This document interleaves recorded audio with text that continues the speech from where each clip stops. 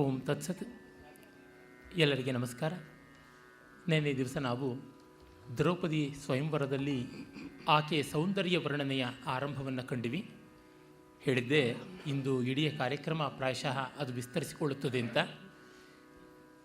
ಸೌಂದರ್ಯ ಅಂದರೆ ಯಾವುದು ನಮ್ಮನ್ನು ಆ ಮೂಲಕವಾಗಿ ಒಳ್ಳೆಯ ಸಂತೋಷದ ಸಾಗರದಲ್ಲಿ ಮುಳುಗಿಸುವಂತೆ ಮಾಡುತ್ತದೆಯೋ, ಆ ಮೂಲಕ ನಮಗೆ ಸಹಾನುಭೂತಿಯನ್ನು ಲೋಕದ ಜೊತೆಗೆ ಉಂಟು ಮಾಡುತ್ತೆಯೋ ಅದು ಸುಂದರ ಸುಶೋಭನತೆಯ ಉಂದಿ ಉನಕ್ತಿ ಕ್ಲೇದಯತಿ ಒದ್ದೆ ಮಾಡುತ್ತದೆ, ಮುಳುಗಿಸುತ್ತದೆ. ಆನಂದ ಸಾಗರದಲ್ಲಿ ಯಾವುದು ನಮ್ಮನ್ನು ಮುಳುಗಿಸಿ ತನ್ಮೂಲಕ ನಮ್ಮನ್ನು ಹೃದಯ ವಿಸ್ತಾರಕ್ಕೆ ತೊಡಗಿಸುತ್ತದೆಯೋ ಅದು ಸೌಂದರ್ಯ.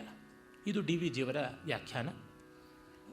ರಾಘವನ್ ಅವರು ಹೇಳ್ತಾರೆ, ಶೋಭನತೆಯ ದೃಂಗ್ ನಿರೀಕ್ಷ್ಯತೆ ಯತ್, ಚೆನ್ನಾಗಿ ನೋಡುವ ದೃಷ್ಟಿ, ಒಳಿತನ್ನು ಕಾಣುವ ದೃಷ್ಟಿಯನ್ನು ತಂದುಕೊಡುವಂಥದ್ದು ಅದು ಸೌಂದರ್ಯ, ಸುಂದರ ಅಂತ.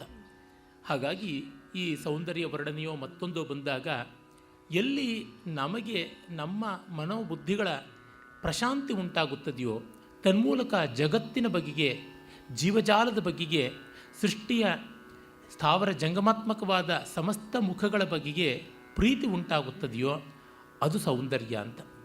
ಮುಖ್ಯ ಹೇಳಬೇಕು ಅಂದರೆ ಬ್ರಹ್ಮವಸ್ತುವಿನ ಕ್ಷಣಕಾಲದ ಅನುಭವ ಸೌಂದರ್ಯ. ಆ ಮಟ್ಟಕ್ಕೆ ಅದು ಆನಂದಕಾರಿಯಾದದ್ದು. ಕವಿ ಅದನ್ನು ಎಲ್ಲ ಕಡೆಯಲ್ಲೂ ತೋರ್ಪಡಿಸಿದರೆ ಮಹಾಕವಿ ಆಗ್ತಾನೆ.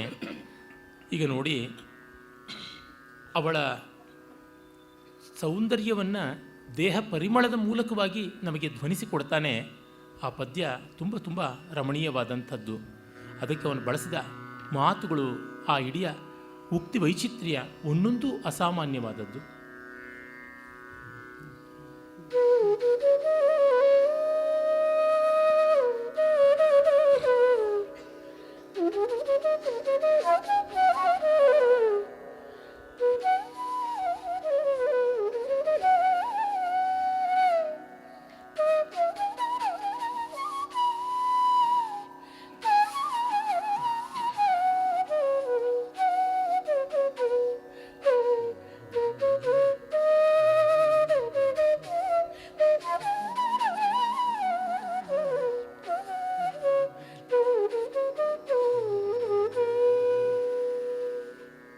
പൂസുവരെ കസ്തൂരി ജവാജികൾ ഐസലേ പരിമളവു,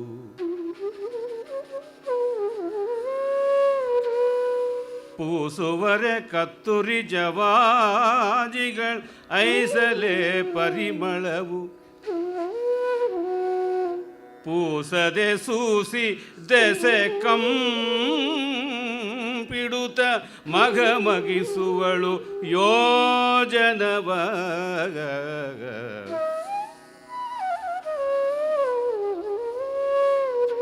ಪೂಸದೆ ಸೂಸಿ ದೆಸೆ ಪಿಡುತ್ತ ಮಗಮಗಿಸುವಳು ಯೋಜನವ.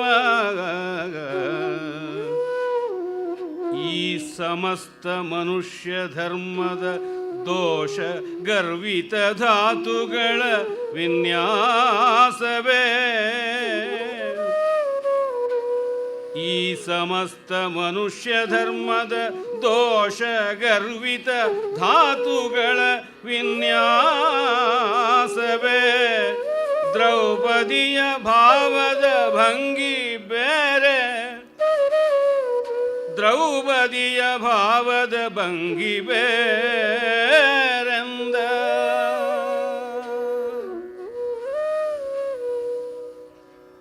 ಮಾನವ ದೇಹದ ಸಪ್ತಧಾತುಗಳಂತ ಯಾವುದಿವೆ, ಚರ್ಮದಿಂದ ಆರಂಭವಾಗಿ ಮಜ್ಜ ಅಂದರೆ ಬೋನ್ ಮ್ಯಾರೋ ಅಲ್ಲಿವರೆಗೆ ಉಂಟು ಅಂತ ಆ ಸಪ್ತಧಾತು ಸಂಕೇತವಾದ ಸಪ್ತಸ್ವರ ಸಮಷ್ಟಿ ಬರುವ ಕಲ್ಯಾಣಿ ರಾಗದಲ್ಲಿ ಆಲಾಪನೆ ತುಂಬ ಚೆನ್ನಾಗಿ ಮಾಡಿ ಈ ಪದ್ಯವನ್ನು ಮನ ಮುಟ್ಟಿಸಿದ್ದಾರೆ.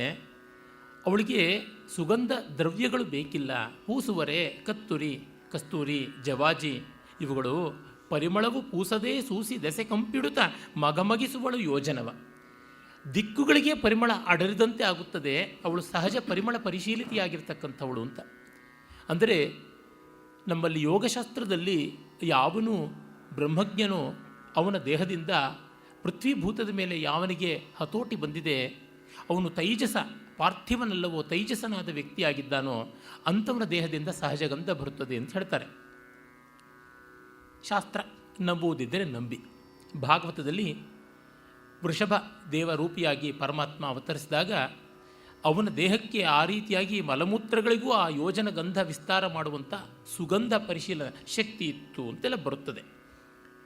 ಇದಾದ ಮೇಲೆ ಮತ್ತೊಂದು, ಇದು ವೇದಾಂತದ ಅಂಗಭೂತವಾದ ಯೋಗಶಾಸ್ತ್ರದ್ದು. ಇಲ್ಲಿ ಬರ್ತಕ್ಕಂಥ ವಿಭೂತಿಪಾದದ ಒಂದು ಪ್ರಮೇಯ. ಯೋಗಶಾಸ್ತ್ರ ಪಾತಂಜಲಿ ಯೋಗಸೂತ್ರದ 4 ಪಾದಗಳಲ್ಲಿ ಒಂದು ವಿಭೂತಿ, 3ನೇ ಪಾದ. ಆ ವಿಭೂತಿ ಪಾದದಲ್ಲಿ ಈ ರೀತಿಯಾದ ಈ ಭೂತವನ್ನು ಜಯಿಸಿದವರಿಗೆ, ಇದನ್ನು ಗೆದ್ದವರಿಗೆ, ಈ ಕೋಶವನ್ನು ಸಂಕ್ರಮಣ ಮಾಡಿದವರಿಗೆ ಇಂಥ ಸಿದ್ಧಿ ಉಂಟು ಅಂತ ಉಂಟು. ಇದು ನಮ್ಮ ಪಾಲಿಗೆ ನಂಬಿಕೆ, ನನ್ನ ಅನುಭವವಂತೂ ಅಲ್ಲ. ಇನ್ನೊಂದು ಕಾಮಶಾಸ್ತ್ರದಲ್ಲಿ ಬರುವುದು, ಅದು ನನಗೆ ಅನುಭವದಲ್ಲಿ ಇಲ್ಲ. ಅದು ಪದ್ಮಿನಿ ಜಾತಿಯ ಸ್ತ್ರೀಯರಿಗೆ ದೇಹದಲ್ಲಿ ಸಹಜವಾಗಿ ದಿವ್ಯ ಗಂಧ ಇರುತ್ತದೆ ಅಂತ. ಇದು ಯೋಗಿಗಳ ಭ್ರಾಂತಿ, ಇದು ಕವಿಗಳ ಭ್ರಾಂತಿ ಅಂತ ಅನ್ಬೋದು. ಆದರೆ ಅದನ್ನು ಒಪ್ಪಿಕೊಂಡ್ರೆ ಆಗುವ ಸ್ವಾರಸ್ಯ ಏನು ಅನ್ನೋದಷ್ಟೇ ಇಲ್ಲಿ ನಾವು ಕಾಣಬೇಕಾದದ್ದು. ಆ ಒಂದು ವಿಲ್ಲಿಂಗ್ ಸಸ್ಪೆನ್ಷನ್ ಆಫ್ ಡಿಸ್ಬಿಲೀಫಿಂದ ದೆಸೆಗೆ ಯೋಜನ ಪರ್ಯಂತವಾಗಿ ಆ ಸುಗಂಧ ಉಂಟು. ಇವಳನ್ನು ನೋಡಿದರೆ ಸಮಸ್ತ ಮನುಷ್ಯ ಧರ್ಮದ ದೋಷ ಗರ್ವಿತ ಧಾತುಗಳ ವಿನ್ಯಾಸವೇ ದ್ರೌಪದಿಯ ಭಾವದ ಭಂಗಿ ಬೇರೆಂದ.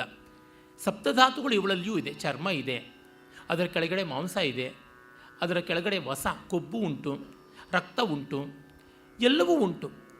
ಆದರೆ ಅವುಗಳ ವಿನ್ಯಾಸ ಬೇರೆಯಾಗಿದೆ. ನಮ್ಮ ಸಾಮಾನ್ಯ ಮಾನವ ಸ್ವಭಾವ ಏನು, ಬೇಗ ಬೇಗ ಹಾಳಾಗ್ತಾ ಇರುವುದು.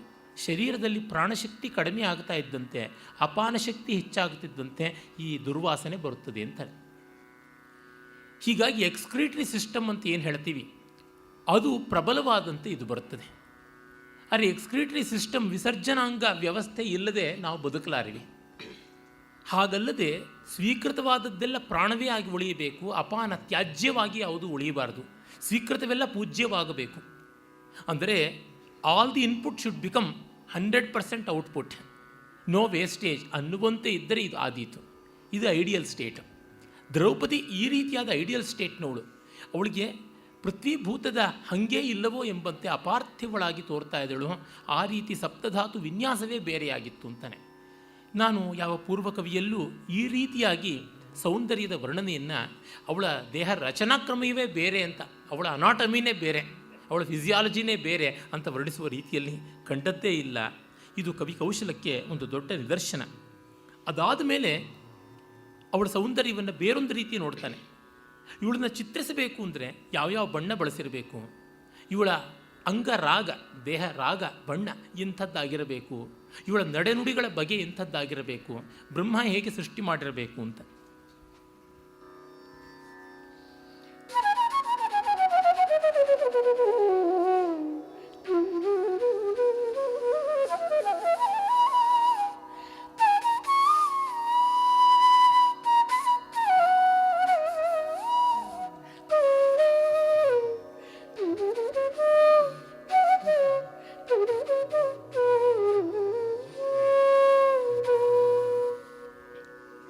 ಪರಿಮಳದ ಪರಮಾಣುಗಳ ಸಂವರಿಸಿ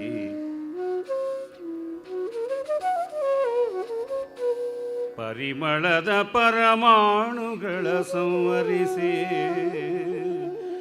ಮುಕ್ತಾಫಲದ ಕೆಂದಾವರೆಯ ಮರಿದುಂಬಿಗಳ ವರ್ಣಾಂತರವನಳವಡಿಸಿ ಮುಕ್ತಾಫಲದ ಕೆಂದಾವರೆಯ ಮರಿದುಂಬಿಗಳ ವರ್ಣಾಂತರವನಳವಡಿಸಿ ಸರಸ ವೀಣಾಧ್ವನಿಯ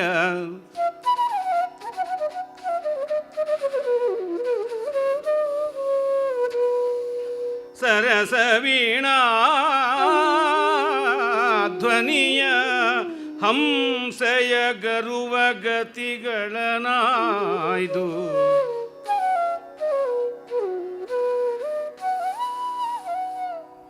ಸರಸ ವೀಣಾಧ್ವನಿಯ ಹಂಸೆಯ ಗರುವ ಗತಿಗಳನಾಯ್ದು ಮನ್ಮಥವರ ವಿರಂಚಿಯ ಸೃಜಿಸಿದನು.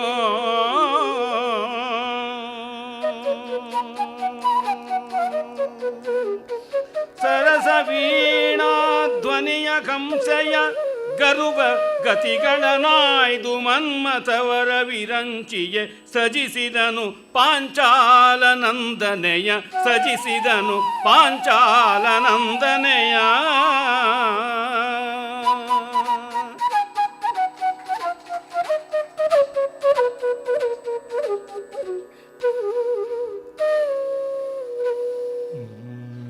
ಗರುವ ಗತಿಗಳನಾಯ್ದು ಗರುವ ಗತಿಗಳನಾಯ್ದು ಗರುವ ಗತಿಗಳನಾಯ್ದು ಗರುವ ಗತಿಗಳನಾಯ್ದು ಗರುವ ಗತಿಗಳನಾಯ್ದು ವರವಿರಿಂಚಿಯೇ ಸೃಜಿಸಿದ. ಗರುವ ಗತಿಗಳನಾಯ್ದು, ಬೇರೆ ಬೇರೆ ಗತಿಗಳಲ್ಲಿ ಆ ಹಂಸ ಓಡಾಡುತ್ತದಲ್ಲ, ಅದನ್ನು ಅವರು ಚತುರಶ್ರದಲ್ಲಿ ಮಾಡಿದರು. ಭಾಮಿನಿಯಿಂದ ಅಲ್ಲಿಗೆ ಬಂದು ನಾನು ಅಧಿಕ ಪ್ರಸಂಗ ಮಾಡದೆ ತ್ರಿಶ್ರ ಖಂಡಗಳನ್ನು ಸೇರಿಸಿ, ಅಂದರೆ ಆ ಸೌಂದರ್ಯಕ್ಕೆ ಯಾವ ಭಾವ ಇದೆ ಎನ್ನುವುದನ್ನು ಅದೆಷ್ಟು ಚೆನ್ನಾಗಿ ಹೇಳ್ತಾನೆ. ತುಂಬ ಪ್ರಸಿದ್ಧವಾದ ಪದ್ಯ ಇದು. ಪರಿಮಳದ ಪರಮಾಣುಗಳ ಸಂವರಿಸಿ. ಪರಿಮಳ ಅದು ಅಮೂರ್ತ, ಆದರೆ ಯಾವುದೇ ಒಂದು ವಸ್ತುವು ಪರಮಾಣು ನಿರ್ಮಿತವಾದದ್ದು ಅಂತ ಅವನಿಗೆ ಹೇಗೋ ಗೊತ್ತಾಗ್ಬಿಟ್ಟಿದೆ.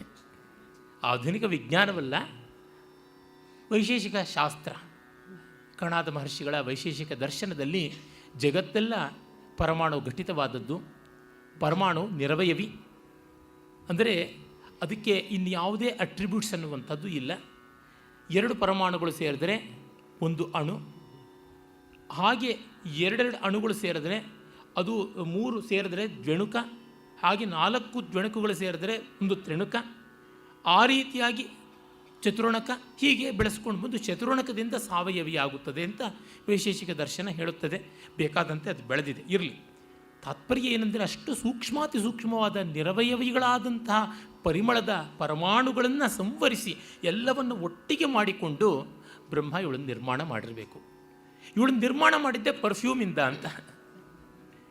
ಅಂದರೆ ನಾವೆಲ್ಲ ಚರ್ಮದ ಮೇಲೆ ಲೇಪಿಸಿಕೊಂಡ್ರೆ ಅವಳ ಮಜ್ಜಾಯಿಂದ ಮೊದಲುಗೊಂಡು ಬೋನ್ ಮ್ಯಾರೋಯಿಂದ ರಕ್ತ ಎಲ್ಲಿಂದ ಹುಟ್ಟುತ್ತದೆಯೋ ರಕ್ತಕೋಶಗಳು, ಆ ಮೂಳೆಯ ಒಳಗಣ ಒಂದು ರಸ ಯಾವುದಿದೆ ಮಜ್ಜೆ, ಅಲ್ಲಿಂದ ಆರಂಭ ಮಾಡಿಕೊಂಡು ಇವಳು ಬರೀ ಪರಿಮಳದಿಂದಲೇ ಪೂರಿತಳಾಗಿದ್ದಾಳೆ. ಇನ್ನು ಆ ಒಂದು ದೇಹ ರಚನೆ ಆದ ಮೇಲೆ ಮುಕ್ತ ಫಲದ ಒಳ್ಳೆಯ ಮುತ್ತಿನ ಬಣ್ಣ ಬಿಳುಪಾದರೂ ಕಣ್ಣು ಕೋರೈಸುವ ಬಿಳುಪಲ್ಲ, ತಂಪು ಬೆಳಕದು, ಆರ್ದ್ರ ಜ್ಯೋತಿ, ಆಪೋಜ್ಯೋತಿ ಅಂತ ಇರ್ತಕ್ಕಂಥದ್ದು, ನುಣುಪಾದ ಬೆಳಕು, ಸ್ನಿಗ್ಧವಾದ ಬೆಳಕು. ಅದು ತನ್ನನ್ನು ಒಂದು ರೀತಿ ನಮ್ರತೆಯಿಂದ ನೋಡುವಂತೆ ಮಾಡುತ್ತದೆ, ನಮ್ರವಾಗಿ ಕಾಣುತ್ತದೆ. ಮುತ್ತಿಗೂ ವಜ್ರಕ್ಕೂ ಇರುವ ವ್ಯತ್ಯಾಸ ನೋಡಿ. ವಜ್ರ ನಾನಿದ್ದೀನಿ ಅಂತ ದಿಕ್ಕು ದೆಸೆಗೆ ಎಲ್ಲವೂ ಕೂಡ ಚೂಪಾಗಿ ತಿವಿತಾ ಇರ್ತದೆ. ಮುತ್ತು ಹಾಗಲ್ಲ. ಅಂದರೆ ವಜ್ರ ಬ್ರೇಕ್ ಡ್ಯಾನ್ಸ್ ಇದ್ದಂಗೆ, ಆದರೆ ಮುತ್ತು ಭರತನೃತ್ಯ ಇದ್ದಂತೆ. ಅದಕ್ಕೂ ಹೊಳಪಿದೆ, ನುಣುಪಿದೆ, ಬಳ್ಪು, ಬಿಳ್ಪು, ಬಿಣ್ಪು, ಬಾಗು ಎಲ್ಲವೂ ಇದೆ. ಆದರೆ ಅದು ಸ್ನಿಗ್ಧವಾದದ್ದು. ಯಾವ ಕಡೆಯಲ್ಲಿ ನೋಡಿದ್ರೂ ಒಂದು ಕಾಂತಿಯ ಬಿಂದುವೇ ಅಲ್ಲಿರುವಂತೆ ಕಾಣುತ್ತದೆ. ಎಲ್ಲ ಕಡೆಯಿಂದಲೂ ಹೊಳೆಯುತ್ತದೆ. ಅದು ಹೇಗೆ ಹೊಳೆಯುತ್ತದೆ ಅಂದರೆ ಮುತ್ತನ್ನು ಗಮನಿಸಿ ನೋಡಿ, ನಮ್ಮ ಕಡೆಗೆ ತಿರುಗಿಕೊಂಡು ಹೊಳೆಯುತ್ತದೋ ಅಂತ ಇರ್ತದೆ. ಆ ಕಾಂತಿ ಬಿದ್ದು ನಮ್ಮ ಕಡೆಗೆ ತಿರುಗುತ್ತದೆ. ಹೀಗೆಲ್ಲ ನೋಡದೆ ಒಡವೆ ಹೇರಿಕೊಂಡೇನು ಪ್ರಯೋಜನ ಇಲ್ಲ. ಅಂಗಡಿ ಶೋಕೇಸಲ್ಲಿರ್ತಕ್ಕಂಥ ವಸ್ತುಗಳು ನಮ್ಮ ಕೊರಳ ಮೇಲೂ ಇದ್ದಂತಾಗುತ್ತದೆ ಅಷ್ಟೇ. ಆ ಶೋಕೇಸ್ನಲ್ಲಿರುವ ಮಣ್ಣು ಗೊಂಬೆಗಳಿಗೆ ಏನಿರುತ್ತೋ ಯೋಗ್ಯತೆ ನಮಗೂ ಅಷ್ಟೇ. ಒಳ್ಳೆಯ ಮುತ್ತನ್ನು ನೋಡಿ ಅದು ಹೇಗೆ ಹೊಳೆಯುತ್ತದೆ, ಯಾವ ಕಡೆಗೆ ತಿರುಗಿ ನೋಡಿದ್ರೂ ಆ ಕಡೆಗೆ ಕಾಂತಿ ವಲಯ ತಿರುಗಿ ಹಾಗೆ ಹೀಗೆ ಬರ್ತಾ ಇರ್ತದೆ. ಆದರೆ ಅದು ನಯವಾಗಿ ತಿರುಗುತ್ತದೆ. ಸರಕ್ಕಂತ ಅದೊಂದು ಜರ್ಕ್ ಇರೋಲ್ಲ. ಬ್ರೇಕ್ ಡ್ಯಾನ್ಸಲ್ಲಿ ಒಂದು ಜರ್ಕ್ ಇರುತ್ತದೆ. ಆದರೆ ನಮ್ಮ ಪದ್ಮಾ ಸುಬ್ರಹ್ಮಣ್ಯಂ ಅವರ ಪುನಾರಚನೆಯ ಭರತ ನೃತ್ಯದಲ್ಲಿ ಆ ಜರ್ಕ್ಸ್ ಇಲ್ಲ. ನಯ ನವುರಾಗಿ ಬರುತ್ತದೆ, ಹದವಾಗಿ ಬರುತ್ತದೆ. ಆ ರೀತಿಯ ಮುಕ್ತ ಫಲ ಮುತ್ತಿಗೆ ಯಾವ ಬಿಳಿಯ ಬಣ್ಣ ಇರುತ್ತದೋ ಅದು ಹದವಾದದ್ದು. ಅದರದ್ದು ಮಿಂಚಿನಂತೆ ಕಣ್ಣು ಕೋರೈಸುವಂಥದ್ದಲ್ಲ, ಹಾಲಿನಂತೆ ಬೆಣ್ಣೆಯಂತೆ ಕಣ್ಣನ್ನು ತಂಪು ಮಾಡತಕ್ಕಂಥದ್ದು. ಆಮೇಲೆ ಹೇಳ್ತಾ ಇದ್ದಾನೆ, ಕೆಂದಾವರೆಯ ತಾವರೆಗಳಲ್ಲಿ ಹಲವು ಬಣ್ಣ ಉಂಟು, ಅದಕ್ಕಾಗಿ ಕೆಂದಾವರೆ, ಕೆಂಪು ತಾವರೆ. ಮುತ್ತಿನದು ಸ್ನಿಗ್ಧವಾದ ಸೌಮ್ಯವಾದ ಕಾಂತಿ, ಇದರದು ಕೋಮಲವಾದ ಕಾಂತಿ ತಾವರೆ. ಇದು ಒಂದು ಕಡೆಗೆ ನುಣುಪು, ಸ್ನಿಗ್ಧತೆ, ಜಿಡ್ಡು, ಜಾರುವಿಕೆ, ಮತ್ತೊಂದು ಕಡೆಗೆ ಮೃದುತ್ವ, ಪರಿಮಳ, ಇವೆರಡೂ ಸೇರಿರುವ ಬಣ್ಣಗಳನ್ನು, ಅವಳು ಒಳ್ಳೆ ಪಿಂಕ್ ಆಗಿದ್ದಾಳೆ ಅಂತ ಹೇಳಬೇಕು ಆಧುನಿಕವಾದ ಕನ್ನಡದಲ್ಲಿ. ಅದನ್ನು ಕವಿ ಮುಕ್ತಾಫಲದ ಕೆಂದಾವರೆಯ ಜೊತೆಗೆ ಮರಿದುಂಬಿಗಳ, ವಾಸ್ತವ ಮರೆತಿಲ್ಲ, ಕೃಷ್ಣ ಅಂತ ಅವಳಿಗೆ ಹೆಸರು, ಸ್ವಲ್ಪ ಕಪ್ಪು ಬಣ್ಣದವಳು, ಬೆಂಕಿಯ ಹಾಗಿದ್ದಾಳೆ, ಬೆಂಕಿಯ ಜೊತೆಗೆ ಹೊಗೆಯೂ ಸೇರಿರುತ್ತದೆ, ಆ ರೀತಿಯಾದ ಎಣ್ಣೆಗೆಂಪು ಬಣ್ಣದವಳು, ಅದಕ್ಕೆ ಮರಿದುಂಬಿಯ ಬಣ್ಣ. ಆ ಮರಿದುಂಬಿ ಹೊಳೆಯುವ ಕಪ್ಪು ನೀಲಿಯ ಬಣ್ಣದ್ದು ಮಿಂಚುತ್ತಾ ಇರ್ತದೆ. ಕಪ್ಪು ಎಲ್ಲ ಬಣ್ಣಗಳನ್ನು ನುಂಗುತ್ತದೆ, ಬೆಳಕನ್ನು ನುಂಗುತ್ತದೆ. ಅಂದರೆ ಈ ಕಪ್ಪು ಬೆಳಕನ್ನು ಹೊರಚೆಲ್ಲಬಲ್ಲ ಹೊಳಪನ್ನು ಉಳ್ಳಂಥ ಬೆಳಕು. ಆ ಬಿಳುಪು, ಈ ಕೆಂಪು, ಈ ಕಪ್ಪು ಮೂರನ್ನು ಹದವಾಗಿ ಬೆರೆಸಿದ್ರೆ ವರ್ಣಾಂತರವನ್ನು ಅಳವಡಿಸಿ ಅವಳ ಬಾಡಿ ಕಾಂಪ್ಲೆಕ್ಷನ್ ಮಾಡಿತ್ತು. ಯಾರಾದರೂ ಬ್ಯೂಟಿಷಿಯನ್ಸು ಬಾಡಿ ಲೋಷನ್ಸ್ ಅಂತ ಮಾಡೋದಿದ್ದರೆ, ಸ್ಕಿನ್ ಟೋನ್ಗೆ ಯಾವ ಥರ ಬರಬೇಕು ಅಂತ ಇಟ್ಕೊಂಡಿದ್ರೆ ಇದನ್ನೆಲ್ಲನೂ ಇಟ್ಕೊಳ್ಳಿ ಅಂತ. ಮತ್ತು ಅವಳ ಕಂಠಧ್ವನಿ ವೀಣಾಧ್ವನಿ, ಇನ್ನು ಅವಳ ಹೆಜ್ಜೆ ಅಂದರೆ ನಡೆ ನುಡಿ ಅಂತೀವಲ್ಲ, ಆ ನಡೆ ನೋಡಿದರೆ ಹಂಸೆಯ ಗರುವ ಗತಿ. ಹಂಸಕ್ಕೂ ಬೇರೆ ಬೇರೆ ಗತಿಗಳಿರುತ್ತೆ. ಅದಕ್ಕೆ ಒಂದು ಡಿಗ್ನಿಟಿಯ, ಬಿಂಕದ, ಜಂಬದ, ಹಮ್ಮಿನ ನಡಿಗೆ ಬಂದರೆ ಆ ನಡಿಗೆಯನ್ನು ಆಯ್ದುಕೊಂಡಿದ್ದಾನೆ ಅಂತ. ವೀಣಾಧ್ವನಿಯನ್ನು ಆಯ್ದುಕೊಂಡ. ವೀಣಾಧ್ವನಿ ಅಂತನ್ನುವಾಗ ವೀಣೆಯ ನಾದ ಅನ್ನುವುದು ಸಾಕ್ಷಾತ್ತಾಗಿ.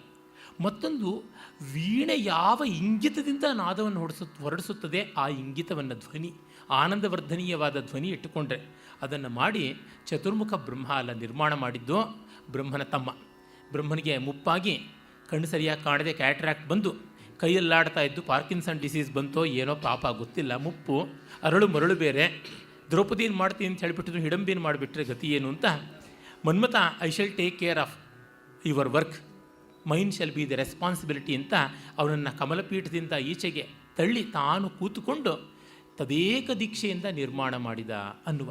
ಅಂದರೆ ಬ್ರಹ್ಮನ ಕೈನಲ್ಲಿ ಆಗೋಲ್ಲ, ತುಂಬ ಜನರನ್ನು ನಿರ್ಮಾಣ ಮಾಡಿದ್ದಾನೆ. ಅವನಿಗೆ ಜಡ್ಡಾಗಿಬಿಟ್ಟಿದ್ದಾನೆ, ಸಪ್ಪೆ ಆಗಿಬಿಟ್ಟಿದ್ದಾನೆ, ಅವನಿಗೇನೂ ಅನಿಸೋದಿಲ್ಲ ಸರ್. ಮನ್ಮಥನಿಗೆ ನಿರ್ಮಾಣ ಮಾಡುವವರನ್ನು ಸೇರಿಸುವ ಶಕ್ತಿ ಇದೆಯೇ ಹೊರತುನುವೆ ಅವನು ನಿರ್ಮಾಣ ಮಾಡುವನಲ್ಲ. ಈಗ ನಾನೇ ನಿರ್ಮಿಸ್ತೀನಿ ಅಂತ ಕೂತ್ಕೊಂಡು ಮಾಡಿದ್ದಾನೆ ಅಂತ ವರವಿರಿಂಚಿಯೇ ಮನ್ಮಥ ವರವಿರಿಂಚಿ ಅಂತ ಪಂಚಾಲ ನಂದನಿಯ ಸೃಜಿಸಿದನು. ಕಾಳಿದಾಸ ಇದಕ್ಕೊಂದು ಕಾಂಟ್ರಿಬ್ಯೂಷನ್ ಕೊಟ್ಟಿದ್ದಾನೆ. ಅಸ್ಯಾ ಸರ್ಗವಿಧವು ಅನ್ನುವ ವಿಕ್ರಮ ಋಷಿದ ಮೊದಲನೇ ಅಂಕದ ಶ್ಲೋಕದಲ್ಲಿ ಕಾಮನೋ ವಸಂತನೋ ಚಂದ್ರನೋ ಈ ಸುಂದರಿ ಉರ್ವಶಿಯನ್ನು ಮಾಡಿರಬೇಕು, ವೇದಾಭ್ಯಾಸ ಜಡನಾದ ಬ್ರಹ್ಮ ಮಾಡೋಕ್ಕೆ ಸಾಧ್ಯ ಇಲ್ಲ ಅಂತ. ಆದರೆ ಇವನು ಹಾಗೆ ಎಕ್ಸ್ಪ್ಲಿಸಿಟ್ಟಾಗಿ ಬ್ರಹ್ಮ ಮಾಡಿಲ್ಲ ಅಂತ ಹೇಳೋಲ್ಲ, ಮನ್ಮಥನೇ ಮಾಡಿದ್ದಾನೆ ಅಂತ ಹೇಳ್ತಾನೆ. ಮನ್ಮಥ ಬ್ರಹ್ಮ ಮಾಡಿದ್ದಾನೆ ಅಂತಾನೆ.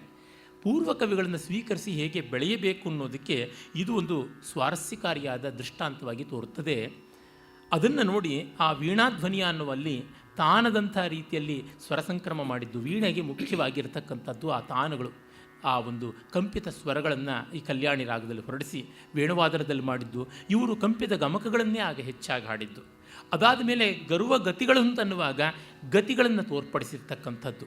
ನಿನ್ನೆ ದಿವಸ ನಾನು ನಮ್ಮ ಕೆದಿಲಾಯರ ಕವಿವಾಚನ ಕ್ರಮವನ್ನು ಮೆಚ್ಚಿಕೊಂಡಿದ್ದಕ್ಕೆ ಪಾಪ ಯಾರೋ ಮಹನೀಯರು ಮೂಕ ಪ್ರೇಕ್ಷಕರಂತೆ, ಮೂಕ ಪ್ರೇಕ್ಷಕರೋ ನಾಕ ಪ್ರೇಕ್ಷಕರೋ ನನಗೆ ಗೊತ್ತಿಲ್ಲ, ವಿಪಾಕ ಪ್ರೇಕ್ಷಕರು ನನಗೆ ಮೆಸೇಜ್ ಮಾಡಿದ್ದಾರೆ. ನೀವು ಚೆನ್ನಾಗಿ ಸಮರ್ಥನೆ ಮಾಡಿಬಿಟ್ರಿ, ಪ್ರಶಂಸನೀಯ. ಆದರೆ ಕೊಲವೆರಿ ಡಿ ಅನ್ನುವ ಹಾಡಿಗೆ ಲೋಕಪ್ರೀತಿ ಬಂತಲ್ಲ, ಅದರೊಳಗೆ ಯಾವ ನಾದ ಇದೆ, ಯಾವ ರಾಗ ಇದೆ ಅಂತ. ಅವ್ರು ಯಾರೋ ಗೊತ್ತಿಲ್ಲ ನನಗೆ, ಅವ್ರದ್ದೊಂದು ಮೂಗರ್ಜಿ ತರಹ ಮಾಡಿದ್ರು. ನಾನು ಫೋನ್ ಮಾಡೋಕ್ಕೆ ಹೋದರೆ ರಿಸೀವ್ ಮಾಡಲಿಲ್ಲ. ಮತ್ತೊಂದು ಮೆಸೇಜ್ ಹಾಕಿದ್ರು, ದಯಮಾಡಿ ಮನ್ನಿಸಬೇಕು, ನಾನು ಮೂಕ ಪ್ರೇಕ್ಷಕ, ನಾನು ನಿಮ್ಮ ರಿಸೀವ್ ಮಾಡೋದಿಲ್ಲ ಫೋನನ್ನು ಅಂತ. ಈ ಹಿಟ್ ಆ್ಯಂಡ್ ರನ್ ಥರ ಸ್ಪಿಟ್ ಆ್ಯಂಡ್ ರನ್ ಯಾಕೆ ಅಂತಂತೀನಿ. ಇದು ಕಮ್ಯುನಿಸ್ಟ್ಗಳು ಮಾಡೋ ಕೆಲಸ, ಮಾನವಂತರು ಮಾಡೋದಲ್ಲ. ಗಂಡಾದರೆ ಉಡ್ದಾರ ಕಟ್ಟಿದ ಗಂಡಾದರೆ ಮೂಗು ಚುಚ್ಕೊಂಡು, ಹೆಣ್ಣಾದರೆ ಎದುರಿಗೆ ಬಂದು ನಿಲ್ಲಲಿ. ಅದಕ್ಕೇನಂತೆ, ಅವ್ರಿಗೆ ಅನಿಸಿದ್ದ ಅನುಭವ ಸತ್ಯವಾದರೆ ಹೇಳೋದಕ್ಕೆ ಏನು ಅಂತ ನಾನು ಹೇಳೋವಂಥದ್ದು. ನಾನು ಎಲ್ಲರನ್ನೂ ಬೈತೀನಿ, ಎಲ್ಲರನ್ನೂ ಹೊಗಳ್ತೀನಿ, ಗುಣ ಕಂಡಂತೆ ನನ್ನನ್ನು ಬೈಲಿ ಹೊಗಳ್ತೀನಿ, ಏನೂ ಚಿಂತೆ ಇಲ್ಲ. ಅಂದರೆ ಅವರಿಗೆ ನನ್ನ ಮಾತು ಹೇಳಬೇಕು ಅಂತಿದೆ, ನನ್ನ ಉತ್ತರ ಕೇಳಬೇಕು ಅಂತಿಲ್ಲ. ಅಂದರೆ ಏನು, ಅವ್ರ ಮಾತಿಗೆ ಅವರಿಗೆ ಧೈರ್ಯವಿಲ್ಲ. ಈ ಹೇಳಿತನ ಯಾಕೆ ಬೇಕು? ಚರ್ಚೆ ಮಾಡಲಿ, ಬರಲಿ, ಏನು ಈಗ ಯಾತಕ್ಕೆ ಹೇಳ್ತಾ ಇದ್ದೀನಿ ಅಂತಂದರೆ, ಅವ್ರಿಗೆ ಪಾಪ ಗಮಕಿಗಳು ಯಾರೋ ಏನೋ ಗೊತ್ತಿಲ್ಲ, ಅವ್ರಿಗೆ ಪಾಪ ಎದೆಯಲ್ಲಿ ಮುಳ್ಳು ಚುಚ್ಚಂತೆ ಆಗಿರ್ಬೋದು. ನಾನು ಏನು ಮಾಡಲಿ? I have all sympathies with him. But ಬಂದಿರುವ ಸಮಸ್ಯೆ ಇಲ್ಲಿ ವಿಶೇಷತೆ ಏನು ಅಂತ ಹೇಳುವಾಗ, ಎಷ್ಟು ಜನ ಗಮಕಿಗಳು ಗತಿಯನ್ನು ತರ್ತಾರೆ ಕಾವ್ಯವಾಚನದಲ್ಲಿ, ಕೆಲವರಷ್ಟೇ ನಾನು ನೋಡಿರತಕ್ಕಂಥದ್ದು. ಹೊಸಬಾಳೆ ಸೀತಾರಾಮರರು ಹಾಗೆ ಮಾಡ್ತಾ ಇದ್ದಿದ್ದನ್ನು ಕೇಳಿದ್ದೀನಿ. ಅವರ ಸಂಗತ್ಯಾದಿಗಳನ್ನೆಲ್ಲ ಹಾಗೆ ಹಾಡ್ತಾ ಇದ್ದರು. ಇನ್ನು ಎಷ್ಟು ಜನ ಮಾಡ್ತಾರೆ? ಅಲ್ಲಿರುವುದನ್ನು ಗಮನಿಸಿ ಮಾಡಬೇಕಲ್ವ. ಉತ್ಕರ್ಷ ಇದ್ದರೆ ಸರಿ. ಕೊಲವೆರಿಡಿ ಹಾಡು ಅಷ್ಟು ಜನಪ್ರಿಯವಾಗುವುದಕ್ಕೆ ಒಂದು ಕಾರಣ, ನಾನು ಹಿಂದೆಯೇ 2 ವರ್ಷದ ಕೆಳಗೆ ಅದು ಬಂದಾಗಲೇ ಪತ್ರಿಕೆಯಲ್ಲೂ ಹೇಳಿದ್ದೆ, ವೇದಿಕೆಯಲ್ಲೂ ಹೇಳಿದ್ದೀನಿ, ಸಿಂಧು ಭೈರವಿ ರಾಗದ ಬೇಸಾಗಿದೆ ಮತ್ತು ಔಚಿತ್ಯ ಪೂರ್ಣವಾಗಿದೆ. ಅಲ್ಲರಿ ಧನುಷ್ಯನ ಬಾಯಿನಲ್ಲಿ ನಿಂತ ಹಾಡು ಬರೋಕ್ಕೆ ಸಾಧ್ಯ? ಅವನು ರಜನಿಕಾಂತನ ಅಳಿಯ, ತಿಪ್ಪೆಗೆ ತಕ್ಕ ಕಸ ತಾನೇ ಬೀಳಬೇಕು ಪಾಪ. ರಜನಿಕಾಂತನ ಮುಖ ನೋಡಿದ್ರೆ ಏನನ್ಸುತ್ತೋ, ಧನುಷ್ಯನ ಮುಖ ನೋಡಿದ್ರೆ ಇನ್ನೂ ಹೆಚ್ಚಾಗದೆ ಅನಿಸುತ್ತೆ ಭಾವ.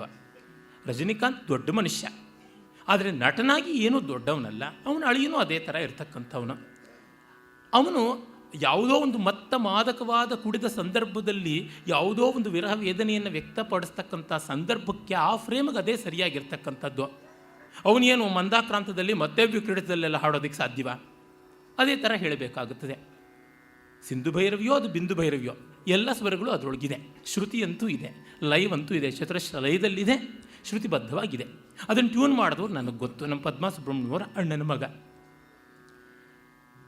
ಅಂದರೆ ಈ ಜನಪ್ರಿಯತೆ ಬಂದದ್ದು ಯಾಕೆ ಅಂದರೆ ಅನ್ಯಾನ್ಯ ಕಾರಣದಿಂದ, ಕಲೆಯ ಕಾರಣದಿಂದ ಅಲ್ಲ. ಇವರು ರಜನಿಕಾಂತನ ಅಳಿಯನೂ ಅಲ್ಲ, ರಜನಿಕಾಂತನ ಮಾವನೂ ಅಲ್ಲ. ಹೀಗಾಗಿ ಆ ಒಂದು ಹುಟ್ಟಿನ ಮೆಟ್ಟಿನ ಹಿನ್ನೆಲೆ ಯಾವುದೂ ಇಲ್ಲ. ಇರ್ತಕ್ಕಂಥ ನೆಲೆ ಶ್ರುತಿಲಯಗಳದಷ್ಟೇ. ಮತ್ತು ಇಲ್ಲಿ ವ್ಯಾಸಭಾರತವನ್ನು ಹೇಳೋಕ್ಕೆ ಹೊರಟಿದ್ದು 5000 ವರ್ಷಗಳಿಂದ ನಿಂತ ಕಥೆ, 500 ವರ್ಷಗಳಿಂದ ನಿಂತಿರುವ ಕಾವ್ಯದ ಬಗ್ಗೆ. ಹೀಗಾಗಿ ಇದಕ್ಕೆ ಯಾವ ನ್ಯಾಯ ಸಲ್ಲಬೇಕೋ ಅದು ಸಲ್ಲಿಸಬೇಕು.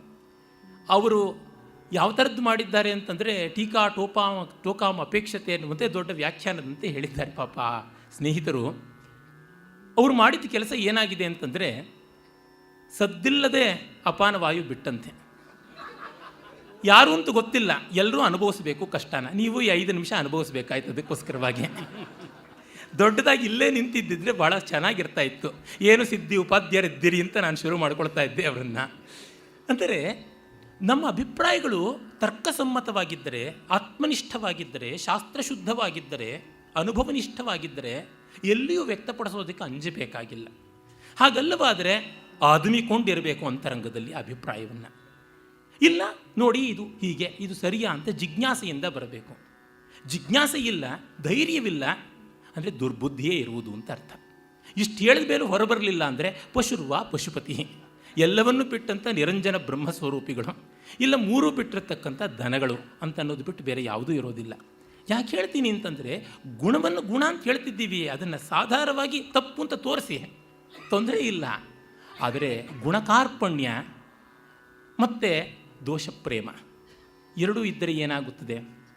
ಅಲ್ಲಿ ಬಂದಂಥ ಸಂದರ್ಭಕ್ಕೆ, ಆ ಧ್ವನಿಗೆ, ಆ ವಕ್ರತೆಗೆ, ಆ ಕವ್ಯುಕ್ತಿಗೆ ಎಷ್ಟು ಸಾಧ್ಯವೋ ಅಷ್ಟು ಪೋಷಕ ಸಾಮಗ್ರಿ ಕೊಡಬೇಕು.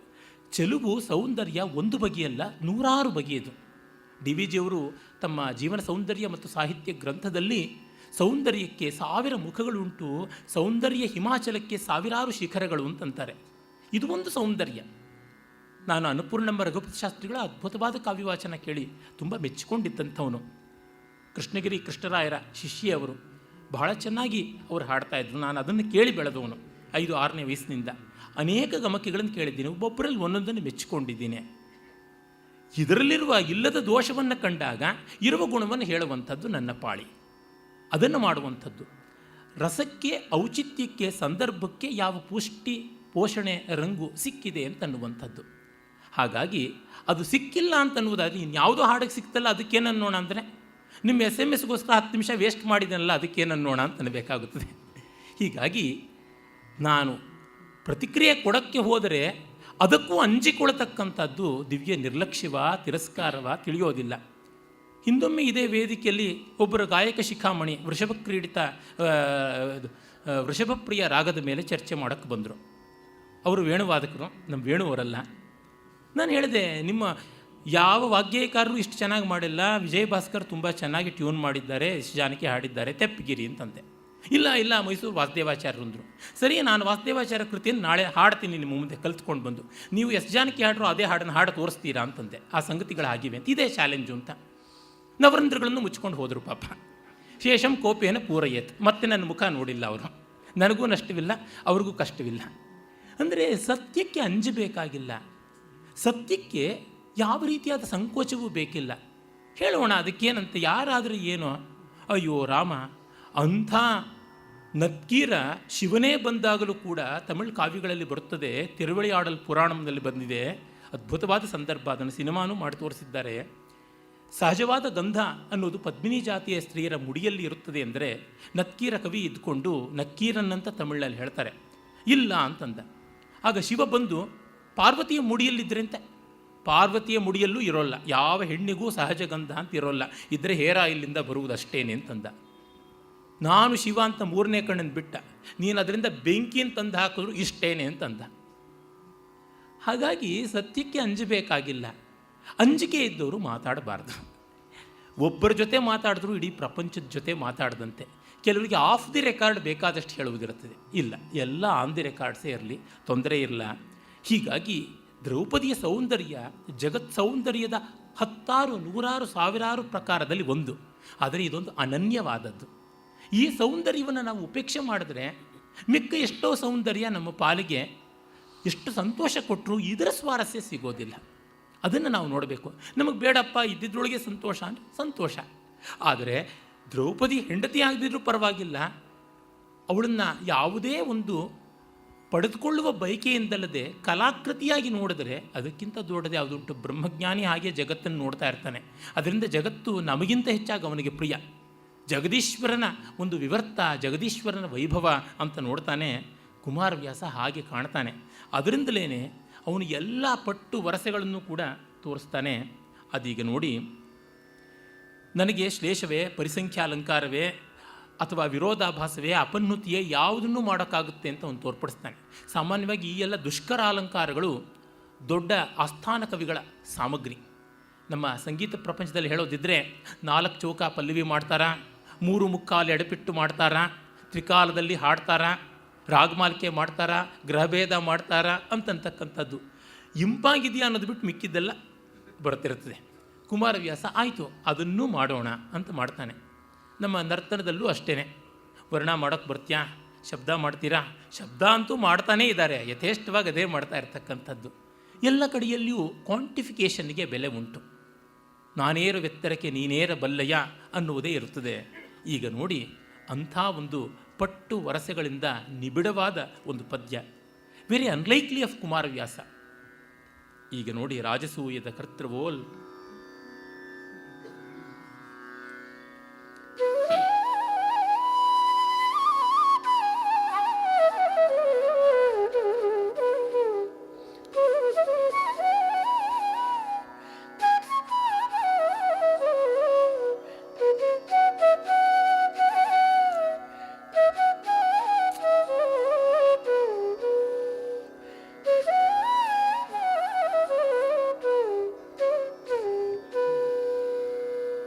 ರಾಜಸೂಯದ ಕರ್ತೃವೋಲ್ ಜಿತರಾಜ ಮಂಡಲವಾಯ್ತು ಮುಖವಿದು.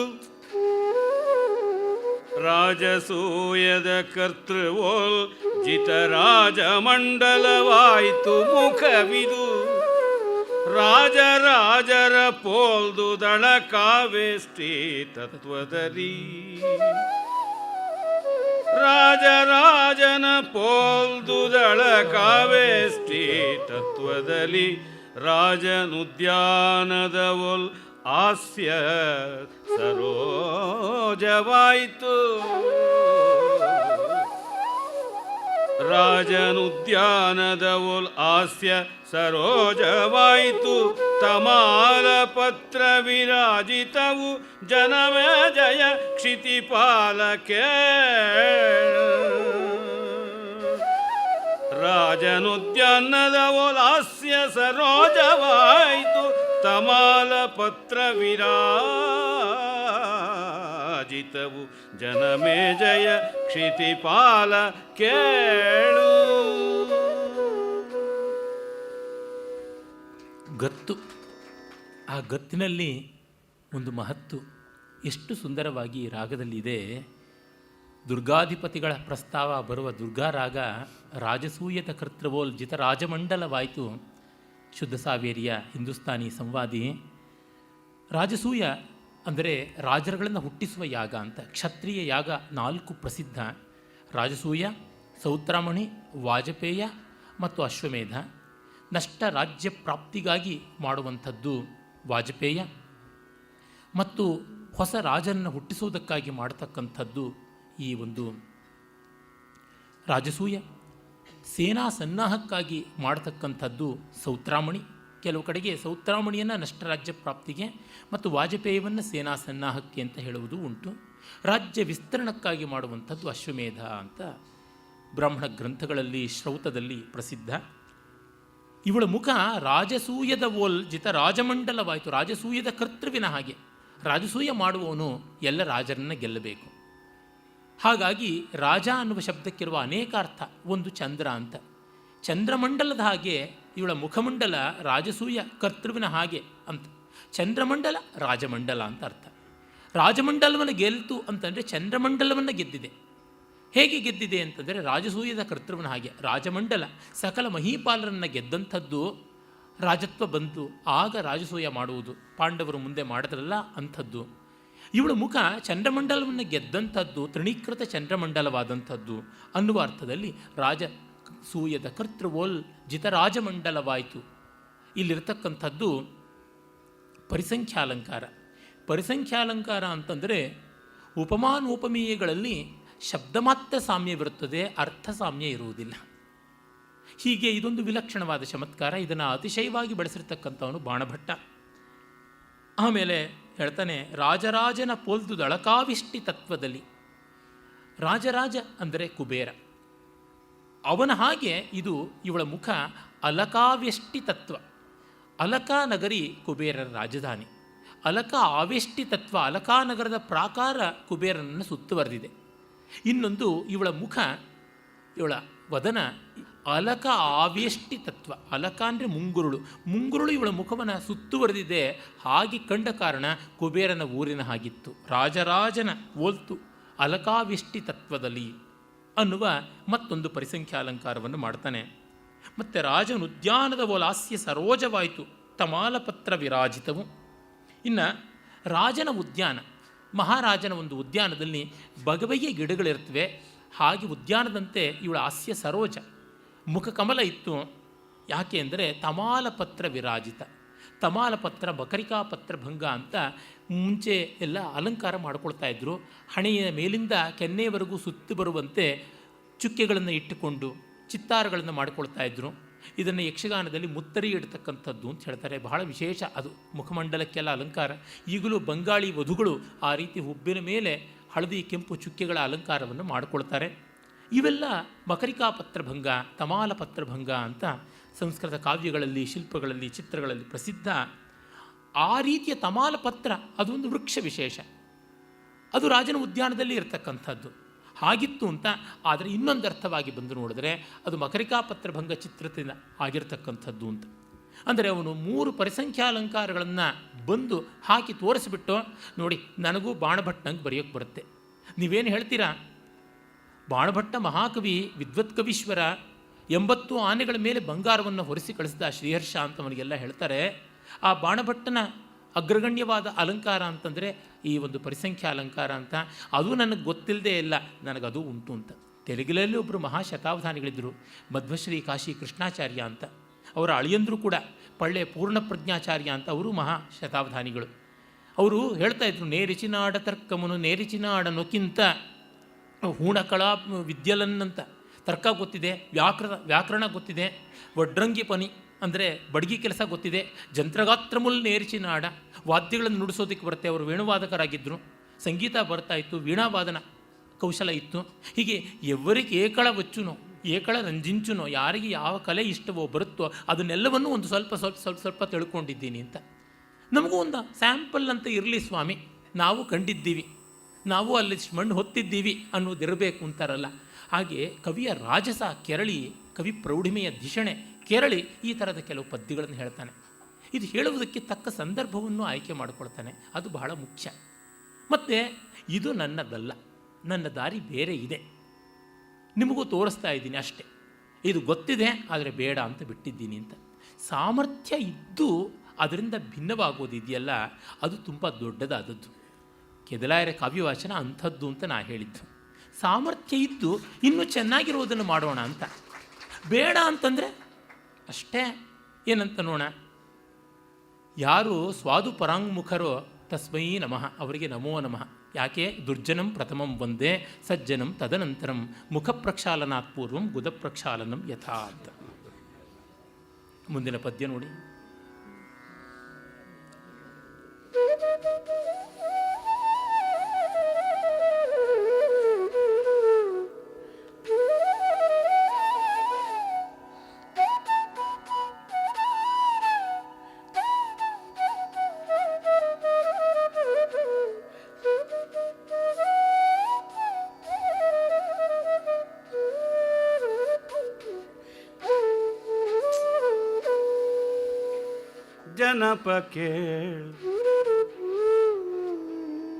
ಜನಪ ಕೇಳ್ ಉಪಲಾಲಿತಾಂಜನವೆನೆ ಜಿತಾಕ್ಷ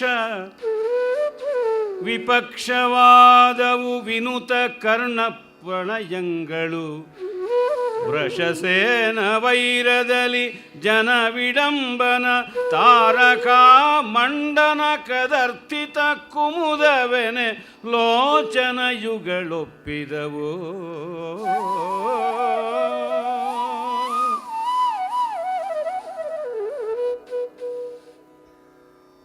ಜನವಿಡಂಬನ ತಾರಕಾ ಮಂಡನ ಕದರ್ಥಿತ ಕುಮುದವೆನೆ ಲೋಚನಯುಗಳ ಒಪ್ಪಿದವು ವರ ಪಾಂಚಾಲ ನಂದನೆಯ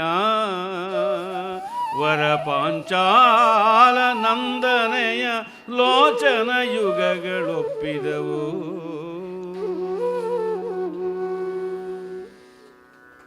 ದ್ರೌಪದಿಯ ಕಣ್ಣನ್ನ ವರ್ಣನೆ ಇಲ್ಲಿ ಆರಂಭ ಮಾಡಿದ್ದಾನೆ. ಅದ್ಭುತವಾಗಿ ವರ್ಣನೆ ಮಾಡಿದ್ದಾನೆ. ತುಂಬ ವಿನೂತನವಾದ ರೀತಿಯಲ್ಲಿ ಮಾಡಿದ್ದಾನೆ. ದೊಡ್ಡ ಪಂಡಿತ ಮಾತ್ರ ಇದರ ಅರ್ಥವನ್ನು ಹೇಳಬಲ್ಲ ಅಂತಂದರೆ ಅವನಿಗೂ ಸವಾಲಾಗುವಂಥ ಪದಪ್ರಯೋಗ ಮಾಡಿದ್ದಾನೆ. ಪಾಠಶುದ್ಧಿಯ ಪ್ರಶ್ನೆ ಬೇರೆ ಒಂದುಂಟು, ಮತ್ತು ಕುಮಾರವ್ಯಾಸನ ಪದ ಸಂಪತ್ತಿಗೆ ಅವನೇ ಪರಮಾಚಾರ್ಯ, ಅವನಿಗೆ ಅವನೇ ಪಾಣಿನಿ, ಅವನಿಗೆ ಅವನೇ ಪತಂಜಲಿ, ಅದೊಂದು ಬೇರೆ ಕಷ್ಟ. ಜನಪ ಕೇಳ್ ಹೇಳ್ತಾ ಇದ್ದಾನೆ ಪರೀಕ್ಷಿತನ ಮಗ ಜನಮೇಜಯನಿಗೆ, ಕೇಳಪ್ಪ ಅಂತ ವೈಶಂಪಾಯನ. ಉಪಲಾಲಿತಾಂಜನವೇನೆ ಜಿತಾಕ್ಷ ವಿಪಕ್ಷವಾದುವು. ಬಹಳ ಬಹಳ ಪ್ರಸಿದ್ಧ ಪದ್ಯ ಇದು. ಅಂಜನೋಪಲಾಲಿತ, ಅಂಜನ ಅಂದರೆ ಕಾಡಿಗೆ, ಅದರಿಂದ ಉಪಲಾಲಿತ ಅಂದರೆ ಕಾಡಿಗೆಯಿಂದ ಲಾಲಿಸಲ್ಪಟ್ಟ ಕಣ್ಣು. ಹಚ್ಕೊಳ್ಳೋದಲ್ಲ, ಅದರಿಂದ ಆರೈಕೆ ಮಾಡ್ಕೋಬೇಕು ಅಂತ. ಕಾಡಿಗೆಯಿಂದ ಆರೈಕೆ ಮಾಡಲ್ಪಟ್ಟಂಥ ಕಣ್ಣು ಜಿತಾಕ್ಷ ವಿಪಕ್ಷವಾದುವು. ಈ ಕಣ್ಣು ಅಕ್ಷ ಇಂದ್ರಿಯಗಳನ್ನು ಗೆದ್ದಂಥವ್ರು ಯಾರಿದ್ದಾರೆ ಅವರಿಗೆ ವಿಪಕ್ಷ ವಿರೋಧ ಪಕ್ಷವಾಯಿತು ಅಂತ. ಇಲ್ಲಿ ನೋಡಿ, ಉಪಲಾಲಿತಾಂಜನ ಅಂತನ್ನುವಲ್ಲಿ ವಿಶೇಷ್ಯ ನಿಘ್ನ ಸಮಾಸ ಮಾಡಿರತಕ್ಕಂಥದ್ದು. ಅಂದರೆ ಯಾರು ಅಂಜನೆಯಿಂದ ಉಪಲಾಲಿತರಾಗಿದ್ದಾರೋ ಅವರು ಉಪಲಾಲಿತ ಅಂಜನರು. ಅಂದರೆ ಅಂಜನಾದೇವಿಯ ಮಗ ಆಂಜನೇಯ ಅಂತ. ಜನಪ ಕೇಳು ಉಪಲಾಲಿತ ಅಂಜನವೇನೆ. ಈ ಕಣ್ಣುಗಳು ಆಂಜನೇಯನಿದ್ದಂತೆ. ಉಪಲಾಲಿತ ಅಂಜನ, ಅಂಜನಾದೇವಿಯಿಂದ ಲಾಲಿತವಾದುವು ಅಂತನ್ನೋದಾದರೆ ಕಣ್ಣಿಗೂ ಅದಕ್ಕೂ ಏನು ಸಂಬಂಧ ಇಲ್ಲ. ಅಂಜನ ಅನ್ನುವ ಶಬ್ದದ ಶ್ಲೇಷ ಇದೆಯಲ್ಲ, ಅಲ್ಲಿಂದ ರಾಜ ಇದ್ದಾಗ ಯಾವ ಶ್ಲೇಷವೋ ಆ ರೀತಿ ಇಲ್ಲೊಂದು ಶ್ಲೇಷ. ಉಪಲಾಲಿತ ಅಂಜನವೇನೆ ಜಿತಾಕ್ಷ ವಿಪಕ್ಷವಾದುವು. ಇಲ್ಲಿ ಇಷ್ಟು ಮಾತ್ರ ಹೇಳೋದಿಲ್ಲ, ವಿರೋಧವನ್ನು ಹೇಳ್ತಾ ಇದ್ದಾನೆ. ಪರಿಸಂಖ್ಯಾಲಂಕಾರಕ್ಕೂ ವಿರೋಧಾಭಾಸಾಲಂಕಾರಕ್ಕೂ ಬೇಕಾದ ಶ್ಲೇಷ ಇಲ್ಲಿದೆ. ಆ ಶ್ಲೇಷವನ್ನು ಇಟ್ಟುಕೊಂಡು ಅವನು ವಿರೋಧಾಭಾಸವನ್ನು ಮಾಡ್ತಾನೆ, ಅಪನ್ನುತಿ ಮಾಡ್ತಾನೆ, ಹಲವು ಅಲಂಕಾರಗಳಿಂದ ಸೇರಿಸಿ ಒಂದು ಹೊಸ ರಸಮಯವಾದ ಪಾಕ ಮಾಡ್ತಾನೆ. ಅಕ್ಷ ಇಂದ್ರಿಯಗಳು, ಅದನ್ನು ಗೆದ್ದಂಥ ಋಷಿಗಳು, ಅವರಿಗೆ ವಿಪಕ್ಷ ವಿರೋಧ ಪಕ್ಷ. ಅಂದರೆ ಇವಳ ಕಣ್ಣನ್ನು ನೋಡಿದ್ರೆ ಮುನಿಯಾಗಿ ಉಳಿಯೋದಿಲ್ಲ. ಅವನು ಯೋಗಿ ಭೋಗಿ ಆಗ್ತಾನೆ, ವಿರಾಗಿ ರಾಗಿ ಆಗ್ತಾನೆ ಅಂತ. ಈ ರೀತಿ ಇವಳ ಕಣ್ಣಿನ ಚೆಲುವು. ಇನ್ನೊಂದು ಜಿತಾಕ್ಷ ವಿಪಕ್ಷವಾದುವು ಅಂತ ಅನ್ನೋದ್ರೊಳಗೆ ವಿರೋಧಾಭಾಸ. ಕಣ್ಣು ಅಂಜನಾಪುತ್ರನಾದ ಆಂಜನೇಯನಂತೆ ಅಂತಾದ ಮೇಲೆ ಅಕ್ಷ ರಾವಣಾಸುರನ ಮಗ, ಅಕ್ಷಕುಮಾರ ಅವನನ್ನು ಲಂಕಾನಗರದಲ್ಲಿ ಹನುಮಂತ ಸುಂದರಕಾಂಡ ಸಂದರ್ಭದಲ್ಲಿ ಅಶೋಕವನ ಧ್ವಂಸಕಾಲದಲ್ಲಿ ಸಂಹಾರ ಮಾಡಿದ್ದ. ಅಕ್ಷಕುಮಾರನ ಸಂಹಾರ ಮಾಡಿದ ಮೇಲೆ ಇಂದ್ರಜಿತ್ತು ಬಂದು ಬ್ರಹ್ಮಾಸ್ತ್ರದಿಂದ ಇವನನ್ನು ಬಂಧಿಸಿ ತೆಗೆದುಕೊಂಡು ಹೋದದ್ದು. ಜಿತಾಕ್ಷ ಪಕ್ಷ ಅಂದರೆ ಅಕ್ಷಕುಮಾರನನ್ನು ಗೆದ್ದ ಪಕ್ಷ ಯಾವುದು? ವಾನರ ಪಕ್ಷ. ಅದು ಹನುಮಂತನ ಪಕ್ಷ. ಅದಕ್ಕೆ ವಿರೋಧವಾಯಿತು ಅಂತ. ಕಣ್ಣುಗಳು ಹನುಮಂತನ ಹಾಗಿವೆ, ಅವು ಹನುಮಂತನ ಪಕ್ಷಕ್ಕೆ ವಿರೋಧವಾಗಿವೆ ಅಂತಂದರೆ ಇದು ಹೇಗೆ? ಇದು ಶಬ್ದದಲ್ಲಿ ಮಾತ್ರ, ಅರ್ಥದಲ್ಲಿ ಅಲ್ಲ ಅಂತ ಇಷ್ಟು ಮಾಡಿದ ವಿದ್ವಾಂಸರಿಗೆ ಅಬ್ಬಾ ಫಸ್ಟ್ ಕ್ಲಾಸ್ ಆಗಿದೆ ಅಂತ. ಇಲ್ಲಿ ದ್ರೌಪದಿಯ ಕಣ್ಣು ಚೆನ್ನಾಗಿತ್ತು ಅನ್ನೋದಕ್ಕಿಂತ ಕುಮಾರವ್ಯಾಸನ ಬುದ್ಧಿ ಜೋರಾಗಿದೆ ಅನ್ನೋದಷ್ಟೇ. ಆದರೆ ಇಷ್ಟೋ ಬಾರಿ ಅಂಥದ್ದು ಅಲ್ಲಿ ಇಲ್ಲಿ ಇಲ್ಲದೆ ಇದ್ದರೆ ಆಗುವುದಿಲ್ಲ. ನನಗೆ ತುಂಬ ಚೆನ್ನಾಗಿ ನೆನಪಾಗ್ತಕ್ಕಂಥದ್ದು ಏನಂದರೆ, ಇದರಿಗೆ ನನ್ನ ಆತ್ಮೀಯರಾದಂಥ ಕಲಾವಿನ ಮಿತ್ರರು ಮಂಟಪ ಪ್ರಭಾಕರ್ ಉಪಾಧ್ಯಾಯರು ಕುಳಿತಿದ್ದಾರೆ. ನಾವು ಅನೇಕ ಯಕ್ಷಗಾನ ಪ್ರಯೋಗಗಳನ್ನು ಮಾಡ್ತಾ ಇದ್ದೀವಿ. ನಮ್ಮ ವೇಣುವರು ಕೂಡ ಅದಕ್ಕೆ ಕೊಳಲು ವಾದನದ ಸಹಕಾರ ನೀಡ್ತಾ ಇದ್ದರು. ದಶಾವತಾರದ ಒಂದು ಪ್ರಕರಣ ಮಾಡುವುದಾಗ್ತಾ ಇತ್ತು. ಅಲ್ಲಿ ಕೂರ್ಮಸ್ವರೂಪ ಗೋವಿಂದ ಅಂತಂದರೆ ಮಂಟಪರು ಮೆಲ್ಲನೆ ಒಂದು ಕಾಲನ್ನು ಕೂರ್ಮನಂತೆ ನೆಲದ ಮೇಲೆ ಬಾಗಿ ಮೈಚಾಚಿ ಇದ್ದವರು ಒಂದು ಕಾಲನ್ನು ಮೇಲಕ್ಕೆ ನೆಟ್ಟಿಗೆ ವೃಶ್ಚಿಕದ ಕೊಂಡಿ ಹಾಗೆ ಎತ್ತಾ ಇದ್ದರು. ವೃಶ್ಚಿಕ ಪಾದ ಅಂತಲೇ ಅದನ್ನು ಕರೀತಾರೆ. ಅದಕ್ಕೆ ಮುನ್ನ ಅವರು ಎಷ್ಟೆಲ್ಲ ಚೆನ್ನಾಗಿ ಚಂದಭಾಮ ಇತ್ಯಾದಿ ಶೃಂಗಾರದ ಪ್ರಕರಣಗಳನ್ನೆಲ್ಲ ಮಾಡಿರ್ತಾರೆ. ಅದಕ್ಕೇನು ಜನ ಬೆಲ್ಲುಂ ಬೆರಗಾಗ್ತಾ ಇರಲಿಲ್ಲ. ಈ ಒಂದು ಕಾಲನ್ನು ಮೇಲಕ್ಕೆತ್ತಾ ಇದ್ದಂತೆ ಆಹಾ ಓಹೋ ಅಂತ ಸಂತೋಷವೋ ಸಂತೋಷ, ಚಪ್ಪಾಳೆಯೋ ಚಪ್ಪಾಳೆ.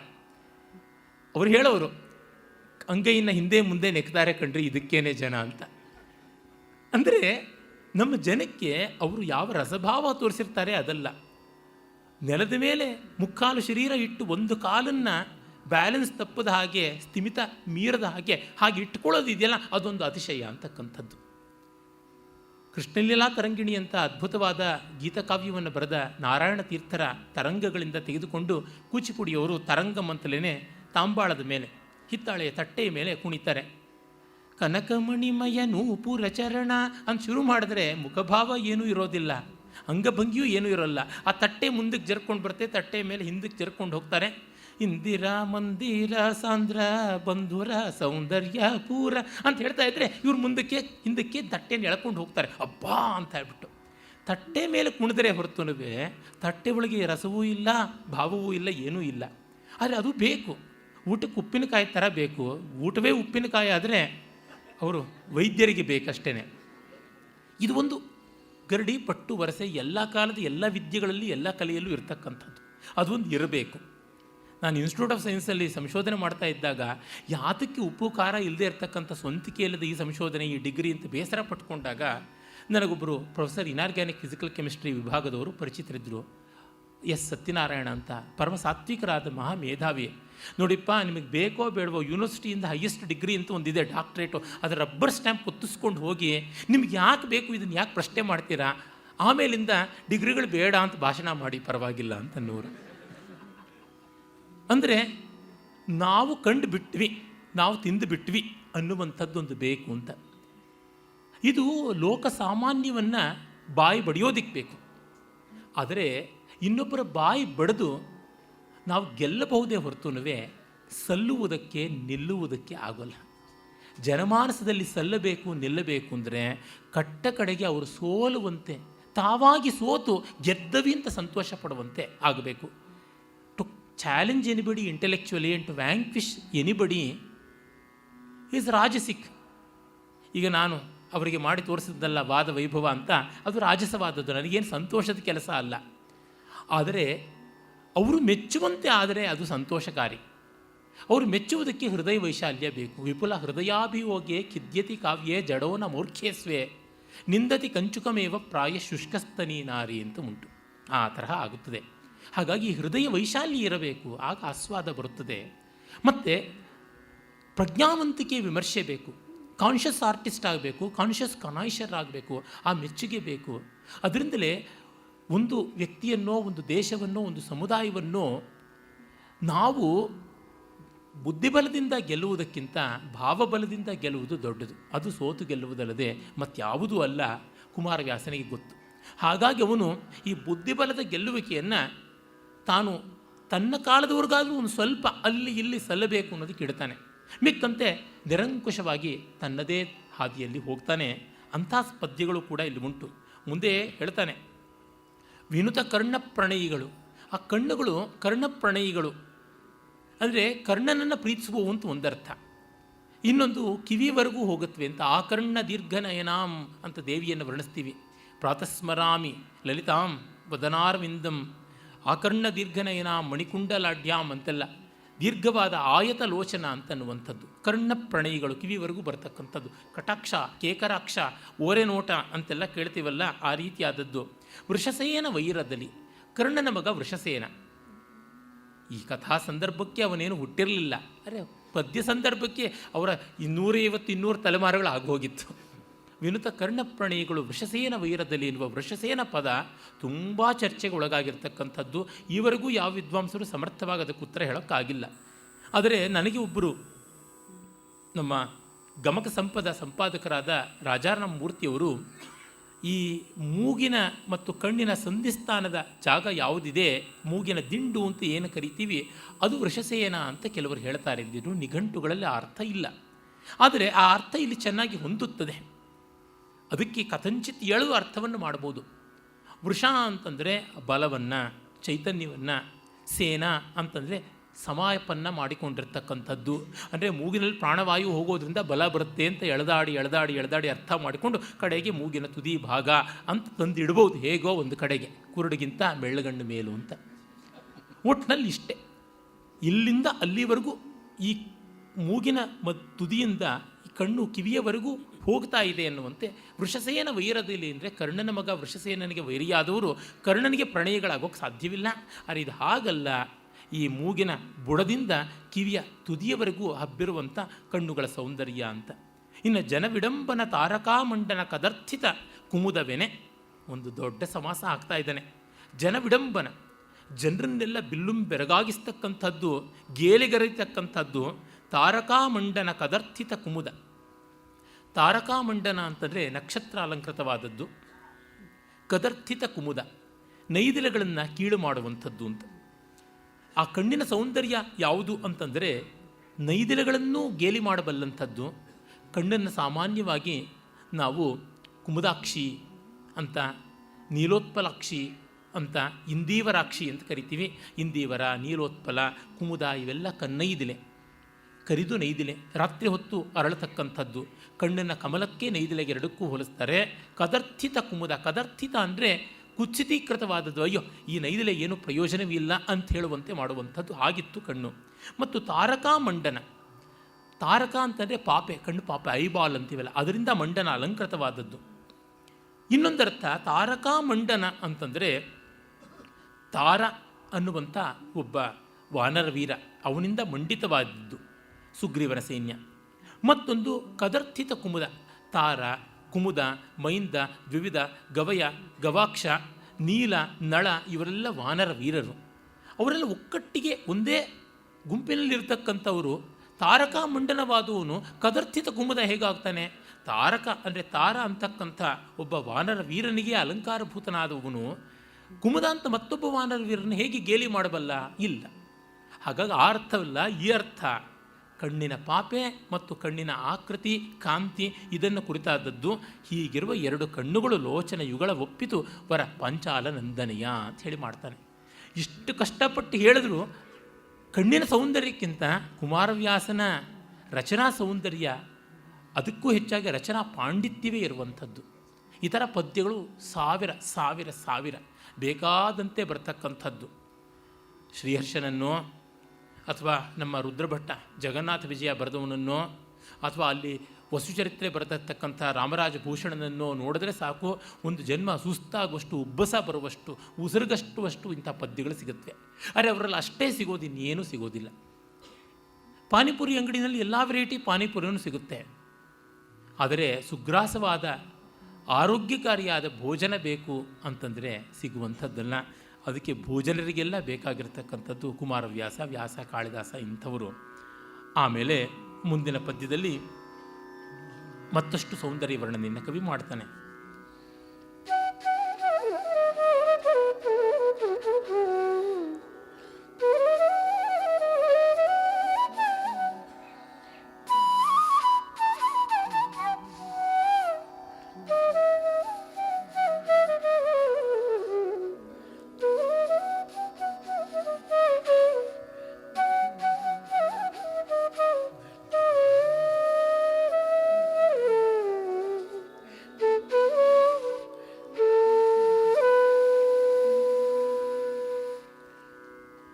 ಏನನೆಂಬೆನು ಮನಸಿಜನ ಮದದಾನೆಯನು ಮನ್ಮಥನ ರತ್ನ ನಿಧಾನವನು ಏನನೆಂಬೆನು ಮನಸಿಜನ ಮದದಾನೆಯನು ಮನ್ಮಥನ ರತ್ನ ನಿಧಾನವನು ಟಪ್ಪಣವನಂಗಜ ಮಂತ್ರಸೂತ್ರಕವ ಏನನೆಂಬೆನು ಏನನೆಂಬೆನು ಮಾನಿನಿಯರಧಿ ದೈವವನು ಸುಜ್ಞಾನ ಕನ್ಯಾ ಮಾತೃಭವನ ಸ್ಥಾನವನು ಏನನೆಂಬೆನು ಮಾನಿನಿಯರಧಿ ದೈವವನು ಸುಜ್ಞಾನ ಕನ್ಯಾ ಮಾತೃಭವನ ಸ್ಥಾನವನು ಮೂಲೋಕಮೋಗನ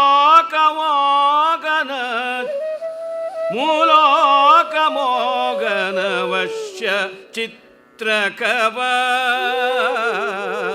ಏನನೆಂಬೆನು ಮಾನಿನಿಯರಧಿ ದೈವವನು ಸುಜ್ಞಾನ ಕನ್ಯಾ ಮಾತೃಭವನ ಸ್ಥಾನವನು ಮೂಲೋಕಮೋಗನ ವಶ್ಯ ಚಿತ್ರಕವ ಮೂಲೋಕಮೋಗನ ವಶ್ಯ ಚಿತ್ರಕವ ಏನನೆಂಬೆನು.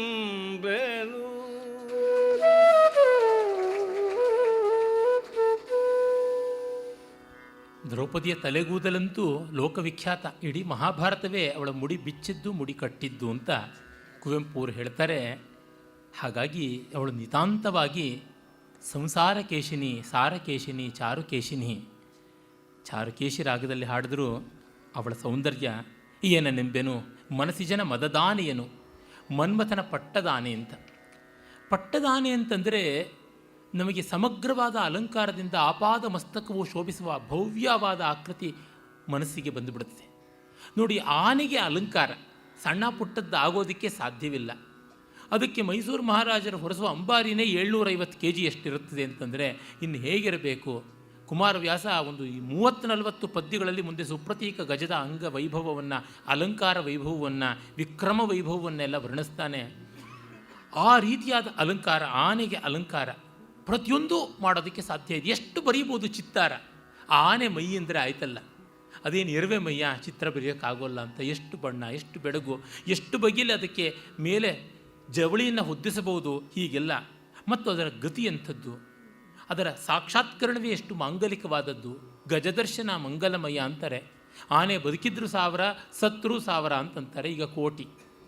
ಹೀಗೆ ಅದರ ಅಷ್ಟು ಮಹತ್ವ ನಮ್ಮ ಮನಸ್ಸಿಗೆ ಬಂದರೆ ಮನಸ್ಸಿಜನ ಮದದಾನೆ ಎನ್ನುವ ಅರ್ಥ ಸಾರ್ಥಕವಾಗುತ್ತದೆ. ಹಾಗಲ್ಲದೆ ಆನೆ ಅಂತಂದ್ಬಿಟ್ಟು ನಾವೆಲ್ಲೋ ಝೂನಲ್ಲಿ ನೋಡಿರೋದನ್ನು ಜ್ಞಾಪಿಸ್ಕೊಂಡ್ರೆ ಏನು ಸಿಗುತ್ತೆ ಪಾಪ. ವಿಸಿಯವರು ಮೃಗಶಾಲೆಯ ಸಿಂಹಗಳು ಅಂತ ಒಂದು ಒಳ್ಳೆಯ ಕವಿತೆಯನ್ನು ಬರೆದಿದ್ದಾರೆ.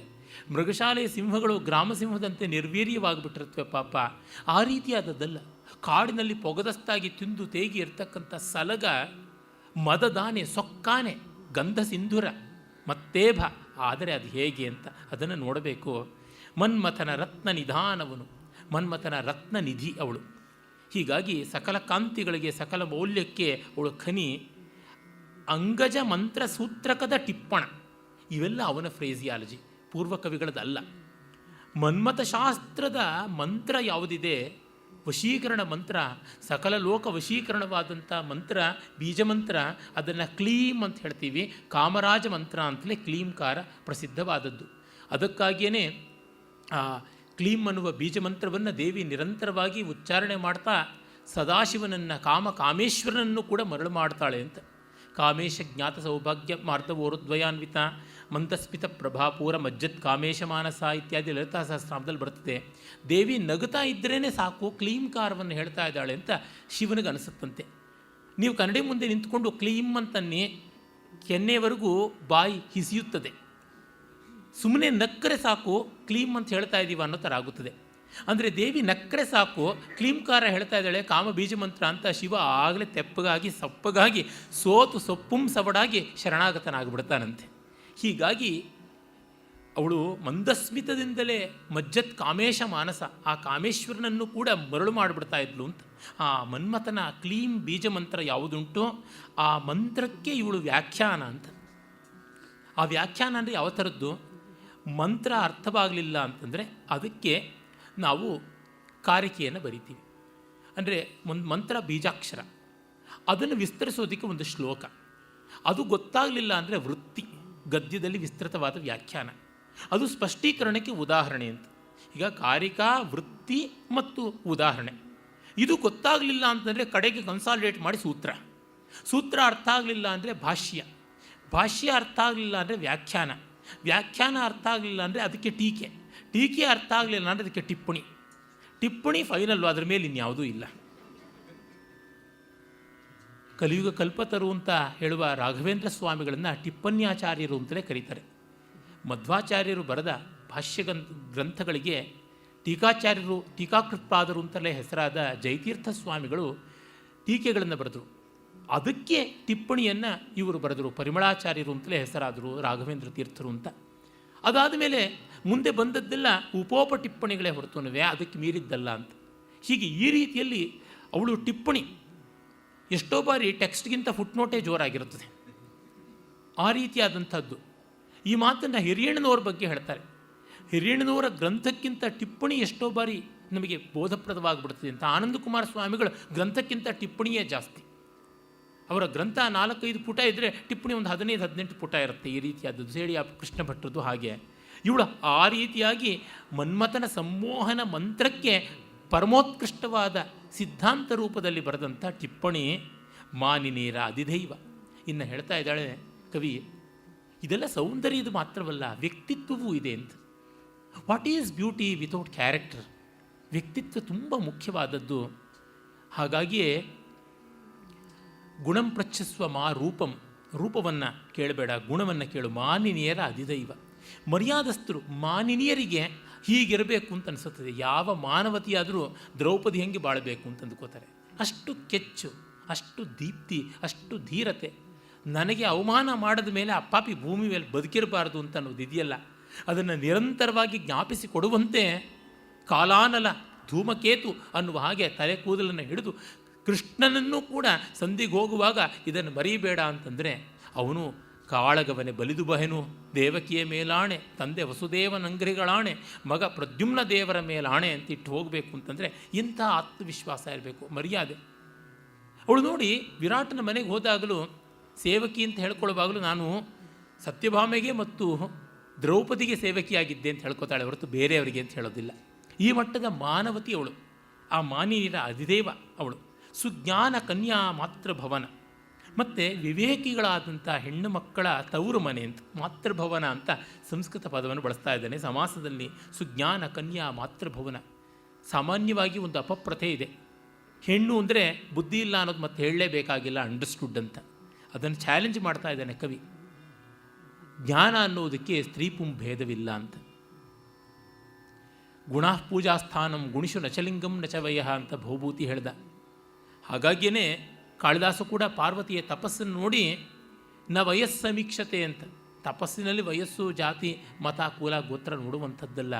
ಹೀಗಾಗಿ ಜ್ಞಾನೇ ಸರ್ವೇಷಾಮಧಿಕಾರ ಅನ್ನುವ ಶಂಕರರ ವಾಕ್ಯನಂತೆ ಇದು ಲಿಂಗಾತೀತವಾದದ್ದು. ಇವಳು ಸುಜ್ಞಾನ ಕನ್ಯಾ ಮಾತೃಭವನ. ಯಾಕೆಂದರೆ ದ್ರೌಪದಿಗೆ ದೊಡ್ಡದು ಯಾವುದು ಅಂತ ಗೊತ್ತಿತ್ತು. ಜ್ಞಾನ ಅಂದರೆ ಕಟ್ಟ ಕಡೆಗೆ ಯಾವುದು? ಯಾ ವಿದ್ಯಾ ಸಾ ವಿಮುಕ್ತಯೇ ಅಂತ ವಿಷ್ಣು ಪುರಾಣದ ಮಾತು. ಯಾವುದು ನಮ್ಮನ್ನು ರಾಗದ್ವೇಷಗಳ ಬಹುಬಂಧದಿಂದ ವಿಮುಕ್ತಿ ಮಾಡುತ್ತದೋ ಅದು ವಿದ್ಯೆ, ಅದು ಗೊತ್ತಿದ್ದವಳು. ಮತ್ತು ಮೂಲೋಕ ಮೋಹನ ವಶ್ಯ ಚಿತ್ರಕವ, ಅದೊಂದು ವಿಸ್ಮಯ. ಮೂರು ಲೋಕವನ್ನು ತನ್ನಲ್ಲಿ ಹಿಡಿದಿಟ್ಟುಕೊಳ್ಳುತ್ತದೆ. ಇದು ಅಪರಬ್ರಹ್ಮವೇ, ಪರಬ್ರಹ್ಮದ ಇನ್ನೊಂದು ರೂಪವೇ ಅಪರಬ್ರಹ್ಮವೇ ಅನ್ನುವಂತೆ ತೋರುವಂಥದ್ದು ಅಂತ. ಹೀಗೆ ಅರ್ಥರೂಪದ ಸ್ವಾರಸ್ಯವನ್ನು 3 ಪದ್ಯಗಳಲ್ಲಿ ತೋರಿಸಿ, ಇನ್ನು ಉಲ್ಲೇಖಾಲಂಕಾರಗಳನ್ನು ಪುಂಖಾನುಪುಂಖವಾಗಿ ಮಾಡ್ತಾ ಶಬ್ದಾಲಂಕಾರವನ್ನು ಮಾಡ್ತಾನೆ. ನೋಡಿ ಅದು ಎಂಥ ಪದ್ಯ ಅಂತ.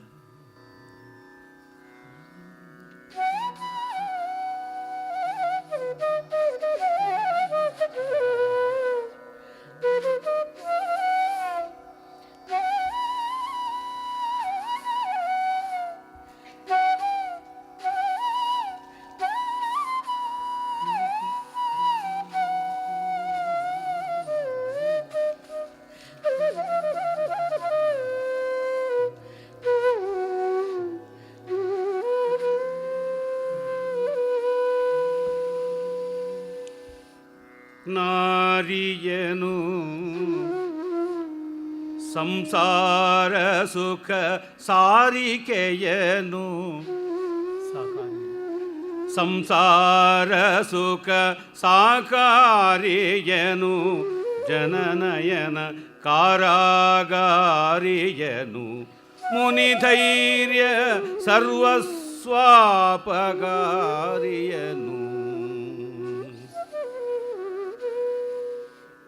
ನಾರಿಯನು ಸಂಸಾರ ಸುಖ ಸಾಕಾರಿಯನು ಜನನಯನ ಕಾರಾಗಾರಿಯನು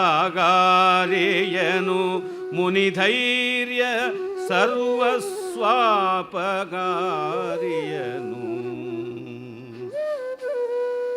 ಧೀರರಿಗೆ ಮಾರುಕವನು ವರಪಾರಿಕಾಂಕ್ಷಿಯ ಚಿತ್ತ ಶೌರ್ಯ ವಿಕಾರಿಯನು ಧೀರರಿಗೆ ಮಾರುಕವನು ವರಪಾರಿಕಾಂಕ್ಷಿಯ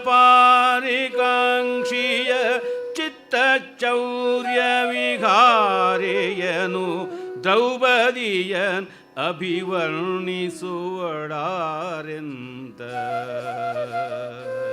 ದ್ರೌಪದಿಯನ್ ಅಭಿವರ್ಣಿಸುವಡೆ ಆರೆಂದ.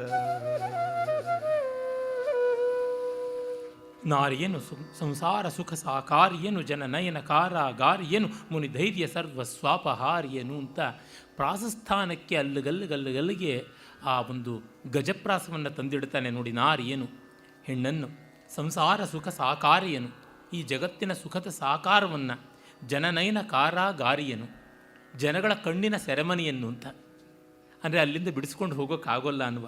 ಮುನಿಧೈರ್ಯ ಸರ್ವಸ್ವಾಪಹಾರಿಯನು, ಮುನಿಗಳೆಲ್ಲ ನಾವು ಜಿತೇಂದ್ರಿಯರು ಅಂತ ಧೈರ್ಯ ಇಟ್ಕೊಂಡಿದ್ದಾರಲ್ಲ ಅದನ್ನೆಲ್ಲ ದೋಚಿಬಿಡ್ತಕ್ಕಂಥ ದರೋಡೆ ಕಾರ್ತಿ ಇದ್ದಂತೆ ಅಂತ.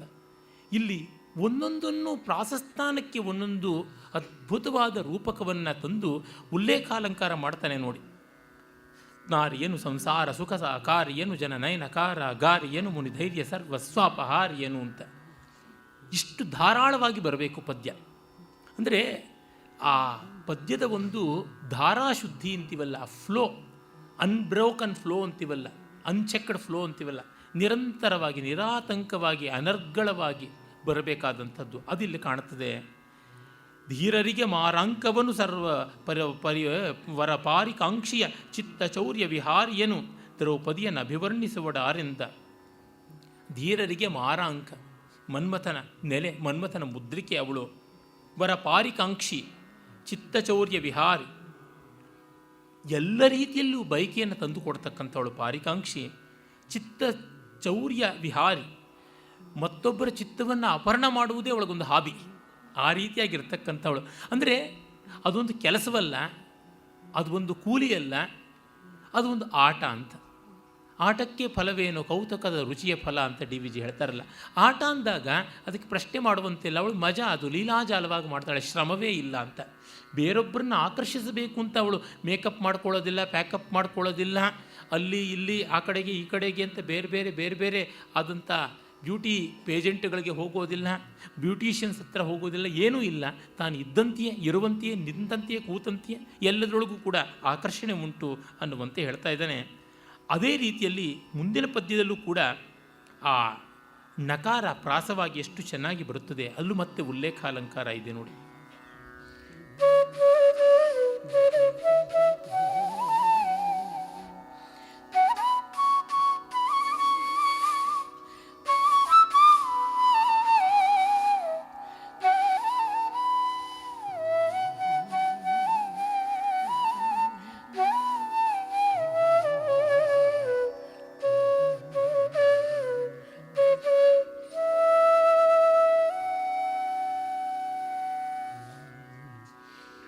ನಳಿನ ಮುಖಿಯರ ಸಕಲ ಸೃಷ್ಟಿಗೆ ಕಳಸವಿದು ಸೌಂದರ್ಯ ವಸನದ ವಿಲಸವಿದು ರತಿರಮಣ ವೈಭವ ರತ್ನಕೋಶವಿದು.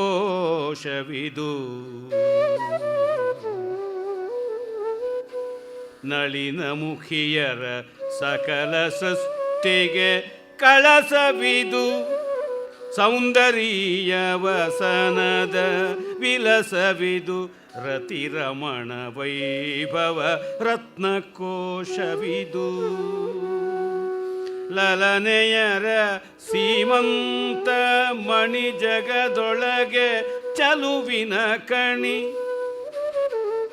ಲಲನೆಯರ ಸೀಮಂತ ಮಣಿ ಜಗದೊಳಗೆ ಚಲುವಿನ ಕಣಿ ತಪೋದನ ಕಳಬರಿಗೆ ಸ್ಮೃಣಿ ತಪೋದನ ಕಳಬರಿಗೆ ಸೃಣಿ ಎನಲು ಮೆರೆದುದು ರೂಪವಂಗನೆಯ.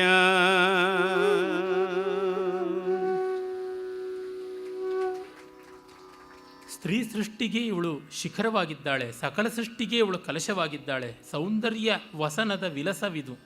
ಸೌಂದರ್ಯ ಅನ್ನುವ ವಸನ ಅಂದರೆ ಬಟ್ಟೆ ಎನ್ನುವ ಅರ್ಥ ಅಲ್ಲ, ಸೌಂದರ್ಯದ ವಾಸಸ್ಥಳ ಅಂತ. ಸಂಸ್ಕೃತ ಭಾಷೆಯ ಸ್ವಾರಸ್ಯವೇ ಸ್ವಾರಸ್ಯ. ವಸನ ಅಂತ ಬಟ್ಟೆಗೆ ಯಾಕೆ ಕರೆದಿದ್ದು ಅಂದರೆ ನಮ್ಮ ದೇಹ ಅದರೊಳಗೆ ವಾಸ ಮಾಡುತ್ತದೆ ಅಂತ. ವಸುಧಾತುವಿನಿಂದ ಬಂದದ್ದು ವಸನ, ವಸತಿ ಇತ್ಯಾದಿ ಎಲ್ಲ. ಅಂದರೆ ಸೌಂದರ್ಯದ ಬಟ್ಟೆಗಲ್ಲ, ಸೌಂದರ್ಯದ ವಾಸಸ್ಥಳಕ್ಕೆ ವಿಲಾಸ ಇದು. ಮನೆಯಲ್ಲಿ ನಾವು ಸುಮ್ಮನೆ ಕಲ್ಲು ಕೂತಂಗೆ ಕೂತರೆ ಆಗೋದಿಲ್ಲ. ಆ ಮನೆಯೊಳಗೆ ಓಡಾಡಬೇಕು, ಮನೆಯೊಳಗೆ ಆ್ಯಕ್ಟಿವಿಟಿ ಇರಬೇಕು. ಯಾರು ಮನೆಯೊಳಗೂ ಸಂತೋಷವಾಗಿರಬಲ್ಲರೋ ಅವರೇ ಜಗತ್ತಲ್ಲಿ ಸಂತೋಷವಾಗಿರಬಲ್ಲರು.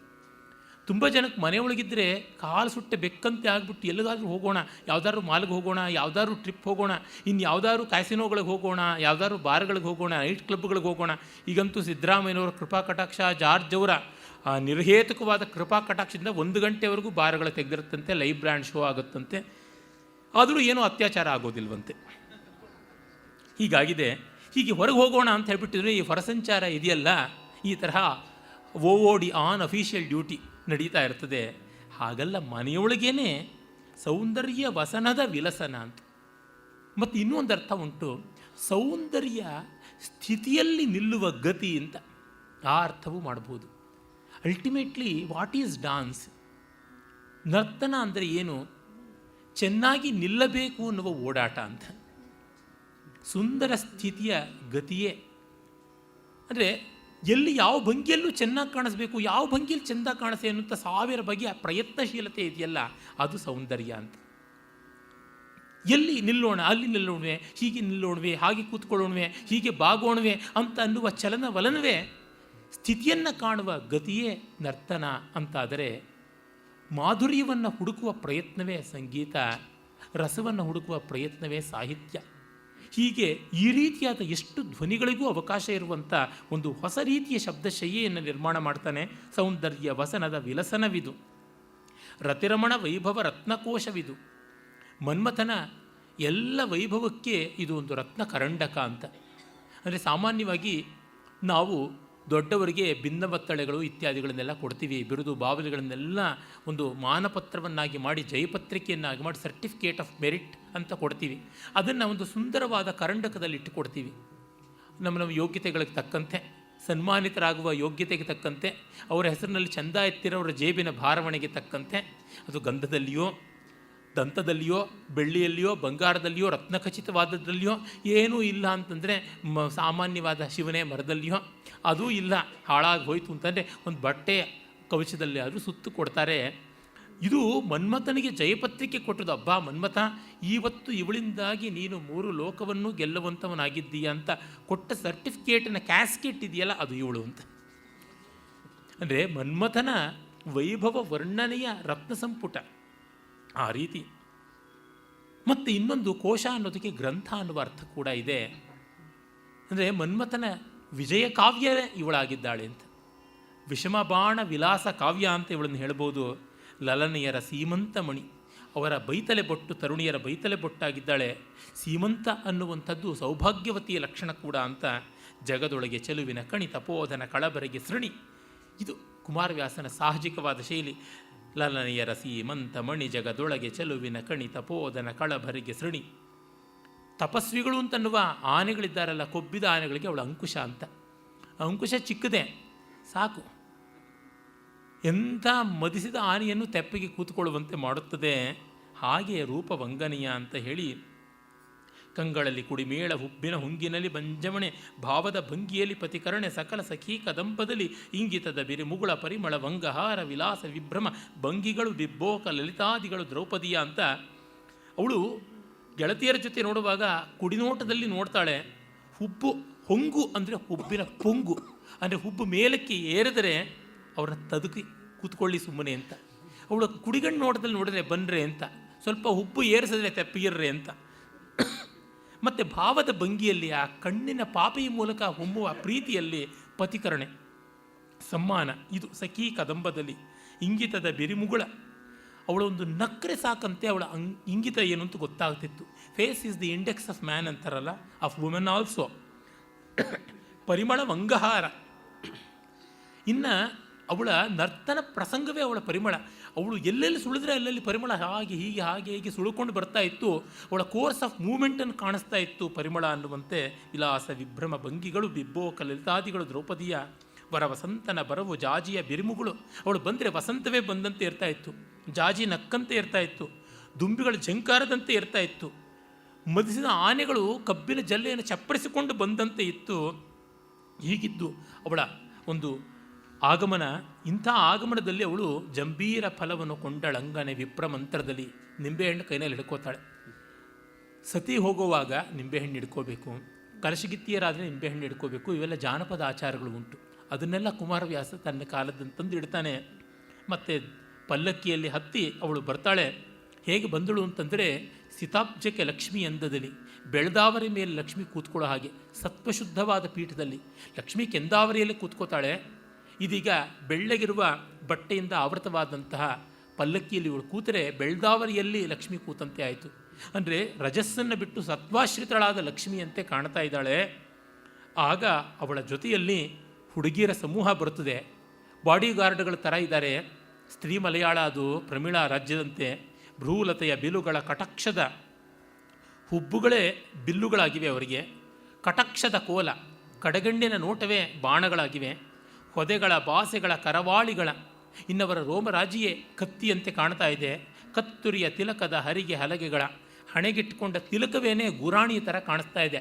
ಯಾರೂ ಕೂಡ ಅವ್ರನ್ನ ಭೇದಿಸೋಕ್ಕಾಗದೇ ಇರತಕ್ಕಂಥ ರೀತಿಯಲ್ಲಿ. ಅಂದರೆ ಹಣೆಯಲ್ಲಿ ಕುಂಕುಮದಿಂದ ಸಿಂಧೂರದಿಂದಲೇ ಅವರು ಮದುವೆ ಆದವರು ಅಂತ ಗೊತ್ತಾಗುತ್ತೆ. ಗೊತ್ತಾದ ಮೇಲೆ ಅವ್ರನ್ನ ಲೈನ್ ಹಾಕಬಾರ್ದು ಅಂತ ತಾನಾಗಿ ಗೊತ್ತಾಗುತ್ತೆ. ಇವರು ತಮ್ಮ ಲೈನಿಗೆ ತಾವು ಬರ್ತಾರೆ ಅಂತ. ಆ ರೀತಿಯಾದ ಗುರಾಣಿಗಳು ಅಂತ ಅರ್ಥ ಮಾಡಿಕೊಳ್ಬೋದು. ತೋಳುಗಳ ಲೌಡಿಗಳ.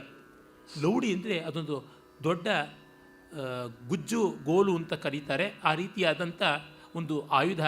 ಅದನ್ನು ಒಂದು ರೀತಿಯ ಬಡಿಗೆ ಅಂತ ಹೇಳ್ಬೋದು. ತೋಳುಗಳ ಬಡಿಗೆಗಳ ಹಾಗೆ. ಇನ್ನು ಸೆಳ್ಳುಗುರೋಳಿಗಳ ಸುರಗಿಗಳ, ಇನ್ನು ಬರ್ಜಿಗಳಿದ್ದಂತೆ ಉಗುರುಗಳಿದ್ದುವಂತೆ. ಮನ್ಮಥನ ಆಳು ನಡೆದ ದ್ರೌಪದಿಯ ದಂಡಿಗೆಯ ಬಳಸಿನಲ್ಲಿ. ಹೀಗೆ ಅವರ ದೇಹವನ್ನೇ ಆಯುಧ ಮಾಡಿಕೊಂಡು ಪರಿವಾರ ಅವಳ ಬಾಡಿಗಾರ್ಡುಗಳು ಹಾಗಿದ್ದಾರೆ ಅಂತ.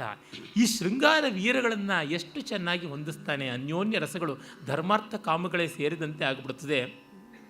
ಮತ್ತು ಇವರ ಸ್ತನಗಳಿರುವೆ ಕುಂಭಸ್ಥಳಗಳ ಆನೆಗಳಾದುವಂಥ ತೋರ ಮೊಲೆಗಳ ದಂತಿ ಘಟೆಗಳ ಚಾರು ಜಗನದ ಜೋಡಿಸಿದ ಹೊಂದೇರುಗಳ ಇವರ ಜಗನಾವಳಿ, ಅದರ ಒಡ್ಯಾಣ ಅವೆಲ್ಲ ಹೊಂದೇರುಗಳ ಹಾಗೆ, ರಥಗಳ ಹಾಗೆ, ಸುಳಿಗುರುಳುಗಳ ಝಲ್ಲರಿಯ ಜಾಡಿಗಳ ಅವರ ಮುಂಗುರುಳುಗಳು ಅಲ್ಲಿರತಕ್ಕಂಥ ಅಲಂಕಾರ ಸಾಮಗ್ರಿಯಾಗಿ ಚಾರು ನಯನದ ಚಪಲ ಗತಿಗಳ ವಾರುವಂಗಳ ಮೇಲು ವಸನದ ಸಾರಸಿಂಧದ ಸೇನೆ ನಡೆದುದು. ಅವರ ಕಣ್ಣೋಟ ಎಂಥ ಸೈಂಧವಾಶ್ವವನ್ನು, ಪಾರಸೀಕಾಶ್ವವನ್ನು ಮೀರುವಂತೆ ಒಳ್ಳೆ ಮಸ್ತಿನಲ್ಲಿರುವ ಕುದುರೆಗಿಂತ ಮಿಂಚಿನ ಓಟದಲ್ಲಿ ಕಣ್ಣೋಟ ಓಡ್ತಾ ಇತ್ತು. ಹಾಗೆ ಗಜಸೇನೆ, ಅಶ್ವಸೇನೆ, ರಥಸೇನೆ ಸೇರಿ ಚತುರಂಗ ಬಲ ಸಮೇತಳಾಗಿ ಬಂದಂತೆ ತೋರ್ತಾ ಇತ್ತು ಅಂತ ಕವಿ ಹೇಳ್ತಾನೆ. ಎಷ್ಟು ಬಗೆಯಲ್ಲಿ ಹಾಡಿ ತಣಿಯನು ನೋಡಿ ತಣಿಯನು ಅಂತಿದೆ. ಇನ್ನು ನೋಡಿ ಎಷ್ಟು ತಣಿಸ್ತಾನೆ ಅಂತ.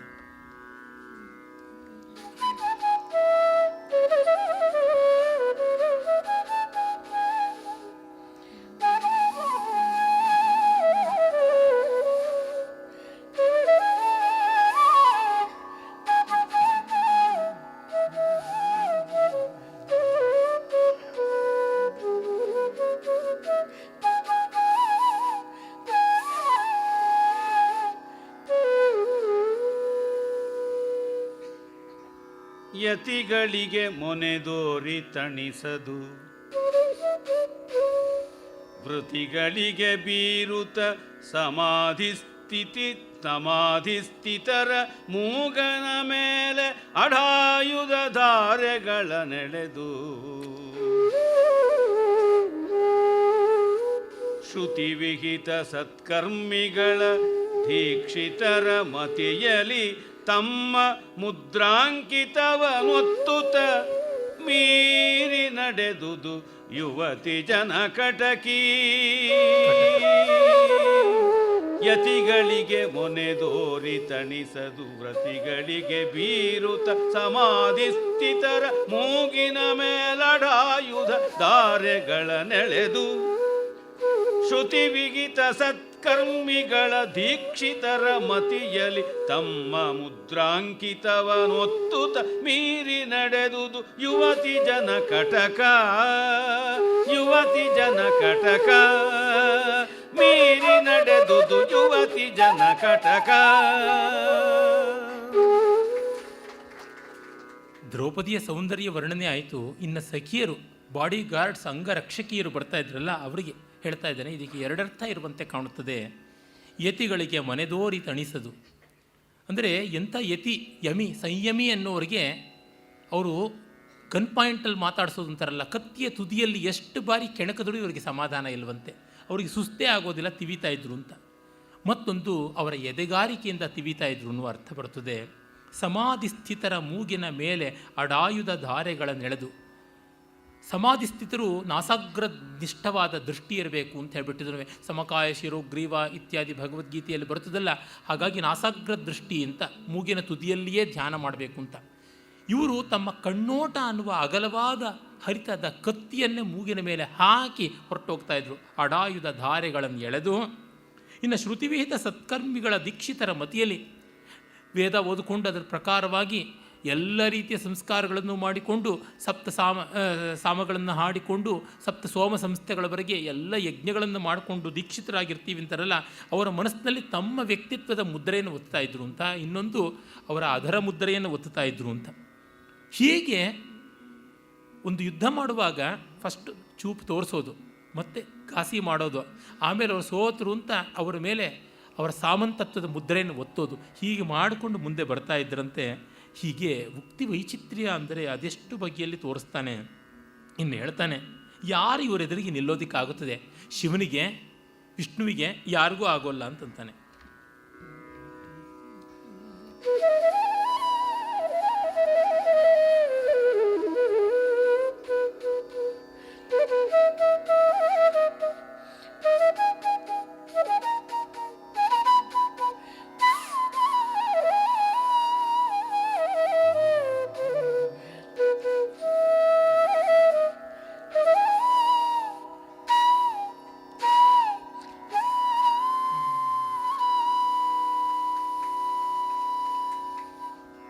ಆರು ನಿಲುವರು ಸಮ್ಮುಖಕ್ಕೆ, ಆರು ನಿರುವರು ಸಮ್ಮುಖಕ್ಕೆ, ಮದನಾರಿ ಅರ್ಧದ ನಾರಿ ಹರಿ ತಾನೇರುರದ ಹೆಂಗುಸೂರೆ ಬೊಮ್ಮನು ಮಗಳ ಮೊರೆಗೇಡಿ. ಘೋರವಿದು ಸುರಪತಿಯ ಕಥೆ, ಮೈಯಾರೆ ಹೊತ್ತನು ಮದನ ಮುದ್ರಾಧಾರಿ ಎಂಬವೋ ಒದರಿದವು ಮುಂಗುಡಿಯ ಕಹಳೆಗಳು.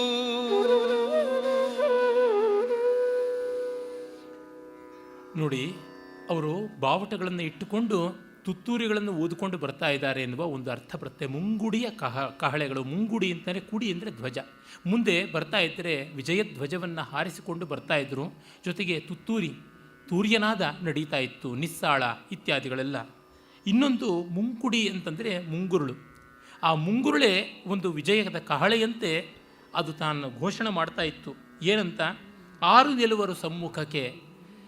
ನಮ್ಮ ಸಮ್ಮುಖದಲ್ಲಿ ನಮ್ಮ ಎದುರು ಯಾರು ನಿಲ್ಲಬಹುದು? ತ್ರಿಮೂರ್ತಿಗಳೇ ಮೊದಲಿಗೆ ತೆಗೆದುಕೊಳ್ಳೋಣ, ಲಯದಿಂದ ನಾವು ತೆಗೆದುಕೊಳ್ಳೋಣ. ಬ್ರಹ್ಮ ವಿಷ್ಣು ಮಹೇಶ್ವರ ಅಲ್ಲ, ಮಹೇಶ್ವರ ಬ್ರಹ್ಮ ವಿಷ್ಣು, ಮಹೇಶ್ವರ ವಿಷ್ಣು ಬ್ರಹ್ಮ ಅಂತ. ಮದನಾರಿ ಅರ್ಧದ ನಾರಿ. ಮದನಾರಿ ಮನ್ಮಥ ವೈರಿ ಅರ್ಧ ಶರೀರದಲ್ಲಿ ಹೆಂಗಸನ್ನು ಇಟ್ಕೊಂಡು, ಅಮ್ಮ ನಿಮಗೆ ನಾನು ಸೋತಿದ್ದೀನಿ, ಇದ್ದೇ ಇದೆಯಲ್ಲ ಸಾಕ್ಷಿ ಅಂತ ಎಡಭಾಗವನ್ನು ತೋರಿಸ್ತಾ ಇದ್ದಾನಂತೆ. ಇನ್ನು ಹರಿತ ಹೇರೂರದ ಹೆಂಗಸು. ವಿಷ್ಣು, ಅಯ್ಯೋ ಶಿವನ ಕೇಳಬೇಡಿ, ನಾನಂತೂ ಹೆಣ್ಣೆ ಆಗಿಬಿಟ್ಟೆ ಮೋಹಿನಿ ಅಂತ ಹೇಳಿಬಿಟ್ಟು ನನಗೆ ಚಿಂತೆಯೇ ಇಲ್ಲ, ಅದರಿಂದ ನಿಮ್ಮ ವಶೀಕರಣ ಮತ್ತೊಂದಕ್ಕೆ ಮೊದಲೇ ನಾನು ಹೇಳಿಬಿಟ್ಟಿದ್ದೀನಿ, I am not for competition ಅಂತ ಹೇಳ್ಬಿಟ್ಟು ರಾಜೀನಾಮೆ ಕೊಟ್ಟಿದ್ದೀನಿ ಅಂದ್ಬಿಡ್ತಾನೆ. ಇನ್ನು ಬ್ರಹ್ಮ ಅಂತೂ ನೋಡಿ, ಈ ಹೆಂಗಸಿಗೆ ಎಷ್ಟು ಮರಳಾಗಿದ್ದೀನಿ ಅಂತಂದರೆ, ಮಗಳು ಅಂತ ನೋಡದೆ ಸರಸ್ವತಿಯ ಕೈ ಹಿಡಿದು ಬಿಟ್ಟಿದ್ದೀನಿ, ಮಗಳ ಮೊರೆಗೇಡಿ, ಅದರಿಂದ ನನ್ನನ್ನು ತೆಗೆದುಕೊಳ್ಳಲೇಬೇಡಿ, ಸೋತೆವು ಅಂತ ಬಾಯಲ್ಲಿ ಯಾಕೆ ಹೇಳಿಸ್ಬೇಕು, ಕೃತಿಯಲ್ಲೇ ಆಗಿದೆ ಅಂತ ತ್ರಿಮೂರ್ತಿಗಳ ಕೈಯಲ್ಲಿ ಹೀಗೆ ಹೇಳಿಸಬಲ್ಲವರಾಗಿದ್ದರು. ಅಂಥ ಜಯಘೋಷ ನಡೀತಾ ಇದೆ. ಘೋರವದು ಸುರಪತಿಯ ಕಥೆ. ಇನ್ನು ಇಂದ್ರಲೋಕಕ್ಕೆ ಬಂದರೆ ಆ ಹಲ್ಯೆಯ ಸಂದರ್ಭದಲ್ಲಿ ಶಾಪಗ್ರಸ್ತನಾದದ್ದು ಮೈಯಲ್ಲೇ 1000 ಉಂಟು. ಹೀಗಾಗಿ ಮೈಯಾರೆ ಹೊತ್ತನು ಮದನ ಮುದ್ರಾಧಾರಿ, ಅವನ ಒಂದೊಂದು ಮೈ ಮೇಲಿನ ಗುರುತು ಮನ್ಮಥನ ಮುದ್ರೆ ಅಂತ ಹೇಳ್ತಿದ್ದಾನೆ. ಅಂದರೆ ಸೀಲು ಒತ್ತಿದ್ದಾನೆ, ಇಷ್ಟು ಬಾರಿ ಸೋತಿದ್ದಾನೆ ಅಂತ. ಆ ರೀತಿಯಾಗಿ ಹಾಗೆ ಠಸ್ಯ ಒತ್ತಿದಂತೆ ಪರಾಭವವನ್ನು ಒತ್ತಿಸಿಕೊಂಡಿದ್ದಾನೆ ಅಂತ ಜಯವನ್ನು ಹೇಳಿಕೊಂಡು ಹೋಗ್ತಾ ಇದ್ದಿದ್ದು ಅಂತ ನೋಡಿ. ಆ ವಿಜಯವನ್ನು ಹೇಳುವ ರೀತಿ ಅಂದರೆ ಅದೆಷ್ಟು ಭಂಗಿಯಲ್ಲಿ, ಅದೆಷ್ಟು ಬಗೆಯಲ್ಲಿ ಹೇಳುವಂಥದ್ದಾಗಿದೆ ಅಂತ. ನಮ್ಮ ಪಂಡಿತರುಗಳಿಗೆ ತಮ್ಮ ವಿಜಯವನ್ನು ಹೇಳಿಕೊಳ್ಳೋದು ತುಂಬ ಆಸೆ. ಅದು ತಮ್ಮ ಕಾವ್ಯದಲ್ಲಿ ನಾಯಕಿಯರ ಬಗ್ಗೆ, ನಾಯಕರ ಬಗ್ಗೆ ಕೂಡ ಮಾಡ್ತಾ ಇರ್ತಾರೆ. ಎಷ್ಟು ಹೇಳಿದ್ರೂ ಕೂಡ ಆಗೋದಿಲ್ಲ. ಒಂದು ಸುರಪುರ ಅಂತ ಸಂಸ್ಥಾನ ನಮ್ಮ ಉತ್ತರ ಕರ್ನಾಟಕದಲ್ಲಿ ಇದೆ. ಹಿಂದೆ ಅದು ದೊಡ್ಡ ವೈಭವದ ಒಂದು ಸಂಸ್ಥಾನವಾಗಿ ವಿದ್ವದಾಶ್ರಯಕ್ಕೆ ಇತ್ತು ಪ್ರಸಿದ್ಧಿ. ಅಲ್ಲಿ ಹಲವರು ಅವಧಾನಿಗಳು ಆಗಿ ಹೋದರು. ಒಬ್ಬ ದೊಡ್ಡ ವಿದ್ವತ್ ಕವಿ, ತೆಲುಗು ಸಂಸ್ಕೃತದಲ್ಲಿ ಪ್ರವೀಣರಾದವರು, 30ರ ಆ ಹರೆಯದಲ್ಲಿಯೇ ತೀರ್ಕೊಂಡಂಥವರು, ಈಗೊಂದು ಶತಮಾನ 2 ಶತಮಾನಗಳ ಹಿಂದೆ ಇದ್ದವರು, ಕಿರೀಟಪತಿ ವೆಂಕಟಾಚಾರ್ಯ ಅಂತ. ಅವರು ಬರುವಾಗ ಗದಾಧರೀಯ ಖಂಡನ ಪ್ರಚಂಡವಾದಿ ಬಂಡನ ಪ್ರಕಾಂಡ ಕೀರ್ತಿ ಮಂಡನ ಪ್ರಭೂತ ಪ್ರಕಾಂಡ ಯುಕ್ತಿ ಮಂಡನ ಪ್ರಭೂತ ಕೀರ್ತಿ ಹಿಂಡನ ದ್ವಿಷದ್ವಿಪಕ್ಷ ಭಂಜನ ತ್ರಯೀವಧೂ ದೃಗಂಜನ ಅಂತ ಬಿರುದುಗಳು, ಬಾವಲಿಗಳು ಹೇಳಿಕೊಂಡು ಕೊಂಡಾಡಿಕೊಂಡು ಬರ್ತಾ ಇದ್ರಂತೆ. ಆ ರೀತಿಯಾದ ವೈಭವ ಇರ್ತಾ ಇತ್ತು. ಅವನು ವಿಜಯನಗರ ಸಾಮ್ರಾಜ್ಯ ಕಾಲದಲ್ಲಿ ಅರುಣಗಿರಿನಾಥ ಡಿಂಡಿಮ ಭಟ್ಟಾರಕ ಅಂತಿದ್ದ. ಅವನಂತೂ ಹಾಗೇ ಬರ್ತಾ ಇದ್ದ. ಅಗ್ರೇ ಡಿಂಡಿಮ ತಾಂಡವಂ ತಥೈತೋ ವಂದಿವ್ರಜೋದ್ಘೋಷಣಂ ದ್ವಿತ್ರಾಶ್ಚಿತ್ರಪಟ ಕಿಯಂತಿ ಬುರದ ಪ್ರೋತಾನಿ ಚ ಅಸ್ಮಾನಿನಃ ಅಸ್ತಾಂ ತಾವದಲಂ ಮಹೇಶ ಮುಕುಟಿ ಕೋಟೀರ ಕಲ್ಲೋಲಿನಿ ಕಲ್ಲೋಲ ಪ್ರತಿಮಲ್ಲ ಬರ್ಹಣ ಕಲಾ ದ್ವೇಷ್ಯ ವಿಜಯಶ್ಯಾಮಿ ಅಂತ ಎದುರುಗಡೆಗೆ ತನ್ನ ಡಿಂಡಿಮ ತಾಂಡವ, ಅತ್ತ ಕಡೆ ಇತ್ತ ಕಡೆ ವಂದಿಮಾಗದರು. ತಾನು ಯಾರ್ಯಾರನ್ನು ಗೆದ್ದಿದ್ದೀನಿ ಅಂತ ಹೇಳ್ತಕ್ಕಂಥ ಸರ್ಟಿಫಿಕೇಟುಗಳು, ಜಯಪತ್ರಿಕೆಗಳನ್ನು ಇಟ್ಕೊಂಡು ಬೀದಿಯಲ್ಲಿ ಮೆರವಣಿಗೆ ಬರ್ತಾ ಇದ್ದ. ಎಷ್ಟೋ ಜನ ಮನೆ ತುಂಬ ತಾವು ಪಡ್ಕೊಂಡಂಥ ಸಮ್ಮಾನಗಳ ಬಿರುದು ಬಾವಲಿಗಳನ್ನೆಲ್ಲ ಹಾಕ್ಕೊಂಡಿರ್ತಾರಲ್ಲ, ಇವನು ಮನೇಲಿ ಹಾಕ್ಕೊಳ್ಳೋದಲ್ಲ, ಹೋದ ಜಾಗದಲ್ಲೆಲ್ಲ ಮೆರವಣಿಗೆ ತೋರಿಸ್ಕೊಂಡು ಬರ್ತಕ್ಕಂಥದ್ದು. ಹಾಗೆ ಎಷ್ಟು ಬಿರುದುಗಳು, ಎಷ್ಟು ಕೋಲಾಹಲಗಳು, ಇವೆಲ್ಲ ಪಕ್ಕಕ್ಕಿರಲಿ. ಇದನ್ನು ನೋಡಿಯೂ ಅಂಜದೆ ಎದುರಾಳಿ ಬರ್ತಾನೆ ಅಂದರೆ ನನ್ನ ಬಾಯಿಂದ ಬರುತ್ತಲ್ಲ, ಗಂಗೆಯನ್ನೇ ಧಿಕ್ಕರಿಸ್ತಕ್ಕಂಥ ಆ ವಾಗ್ಧಾರೆ, ಅದರ ಮೂಲಕವಾಗಿ ಎಲ್ಲ ದ್ವೇಷಗಳನ್ನು ವಿಜಯ ಮಾಡಿಕೊಳ್ತೀನಿ, ನನಗೇನು ಕಷ್ಟ ಇಲ್ಲ ಅಂತ ಹೇಳ್ತಾ ಇದ್ದ. ಆ ರೀತಿಯಾದ ಕೋಲಾಹಲಗಳು ಉಂಟು. ಹೀಗೆ ಅವರ ಮುಂಗುರುಳುಗಳು ಹೀಗೆ ಮಾಡ್ತಾ ಇದ್ವು, ಮುಂಗುಡಿಯ ನಿಸ್ಸಾಳಗಳು ಈ ರೀತಿ ಮಾಡ್ತಾ ಇತ್ತು ಅಂತ ಕವಿ ಹೇಳ್ತಾನೆ. ಇನ್ನು ನೋಡಿ, ಅವರ ಸಭೆಗೆ ಬಂದ ತಕ್ಷಣ ಪರಿಣಾಮ ಏನಾಗ್ತಾ ಇದೆ ಅಂತ.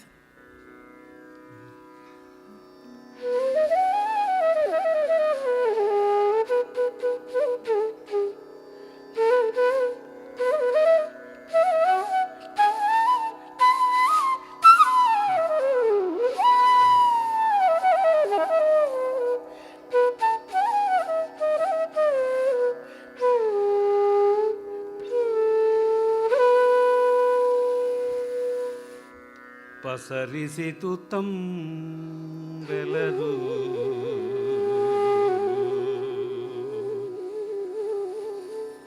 ಪಸರಿಸಿತು ತಂಬೆಲರು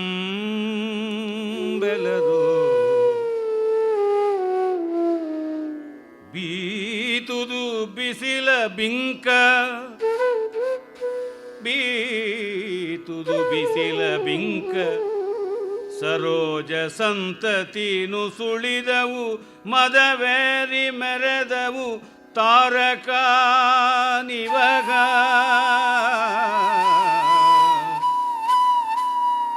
ಸರೋಜ ಸಂತತಿ ಮಸುಳಿದವು ಮದವೇರಿ ಮೆರೆದವು ತಾರಕ ನಿವಗ ಒಸರಿದವು ಶಶಿಕಾಂತ ನೈದಿಲ ಹಸರ ಹರಿದುದು ವಸರಿದವು ಶಶಿಕಾಂತ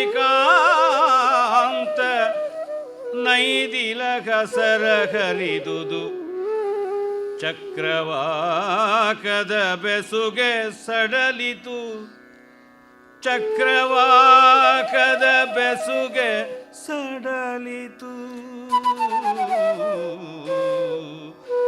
ಚಾರು ಚಂದ್ರಾನನೆಯ ಬರವಿನಲಿ ಚಾರು ಚಂದ್ರಾನನೆಯ ಬರವಿನಲಿ ಪಸರಿಸಿತು ತಂಬೆಲರು ಬೀತುದು ಬಿಸಿಲ ಬಿಂಕ ಸರೋಜ ಸಂತತಿ ಮಸುಳಿದವು ಮದವೇರಿ ಮೆರೆದವು ತಾರಕ ನಿವಗ ವಸರಿದವು ಶಶಿಕಾಂತ ನೈದಿಲ ಹಸರ ಹರಿದುದು ಚಕ್ರವಾಕದ ಬೆಸುಗೆ ಸಡಲಿತು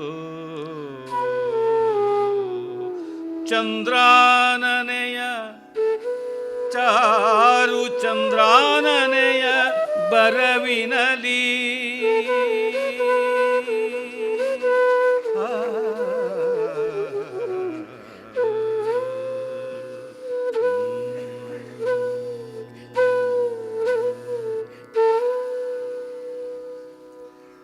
ಅವರು ಬಂದೊಡನೆ ಬೆಳದಿಂಗಳು ಬಂದಂತಾಯಿತು. ಅವರು ಪೂರ್ವಾಹ್ನದಲ್ಲಿ ಸೂರ್ಯ ಧಗಧಗಿಸ್ತಾ ಇರುವಾಗ ಬಂದದ್ದು, ಆದರೆ ಕವಿ ಹೇಳೋದು ಬೆಳದಿಂಗಳು ಬಂದಂತಾಯಿತು ಅಂತ. ಪಸರಿಸಿತು ತಂಬೆಲರು, ಎಲ್ಲ ಕಡೆ ತಂಪು ಗಾಳಿ ಬೀಸಿದಂತೆ ಆಯಿತು. ಆಗಿಲ್ಲ, ಇವ್ರಿಗೆ ಅನ್ನಿಸ್ತು.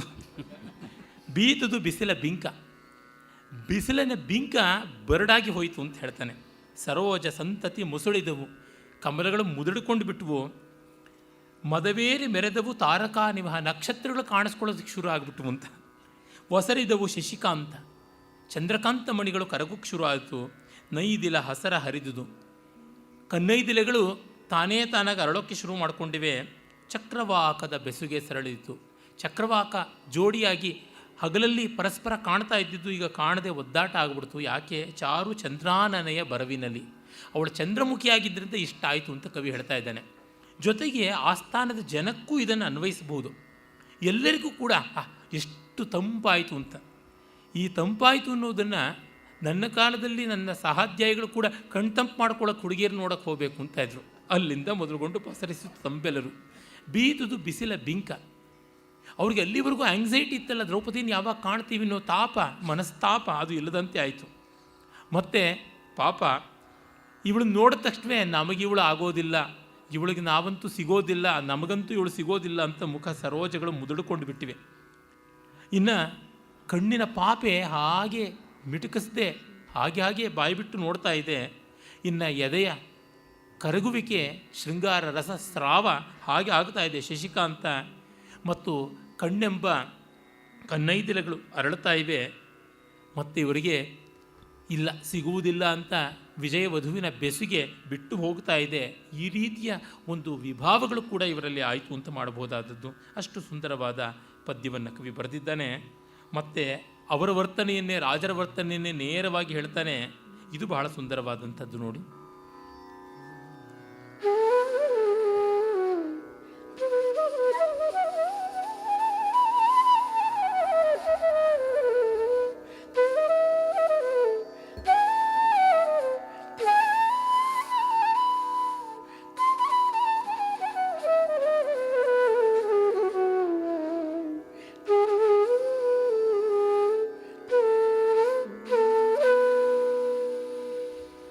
ಹೊಳೆವ ಕಂಗಳ ಬೆಳಗಿನಲ್ಲಿ ಕತ್ತಲಿಸಿದವು ಕಾಮುಕರ ಮುಖ.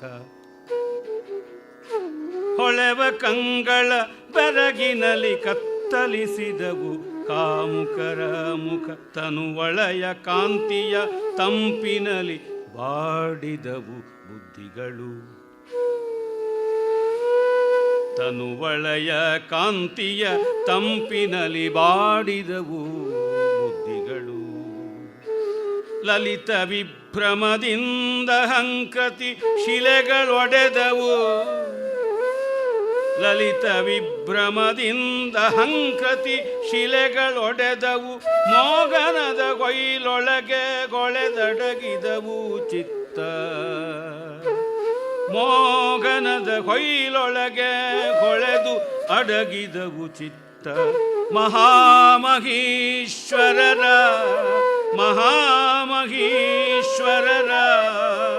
ಹೊಳೆವ ಕಂಗಳ ಬೆಳಗಿನಲ್ಲಿ ಕತ್ತಲಿಸಿದವು ಕಾಮುಕರ ಮುಖ. ತನುವಳೆಯ ಕಾಂತಿಯ ತಂಪಿನಲ್ಲಿ ಬಾಡಿದವು ಬುದ್ಧಿಗಳು.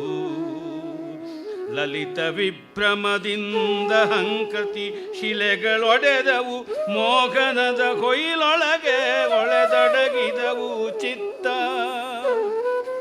ಮೋಗನದ ಕೊಯ್ಲೊಳಗೆ ಹೊಳೆದು ಅಡಗಿದವು ಚಿತ್ತ.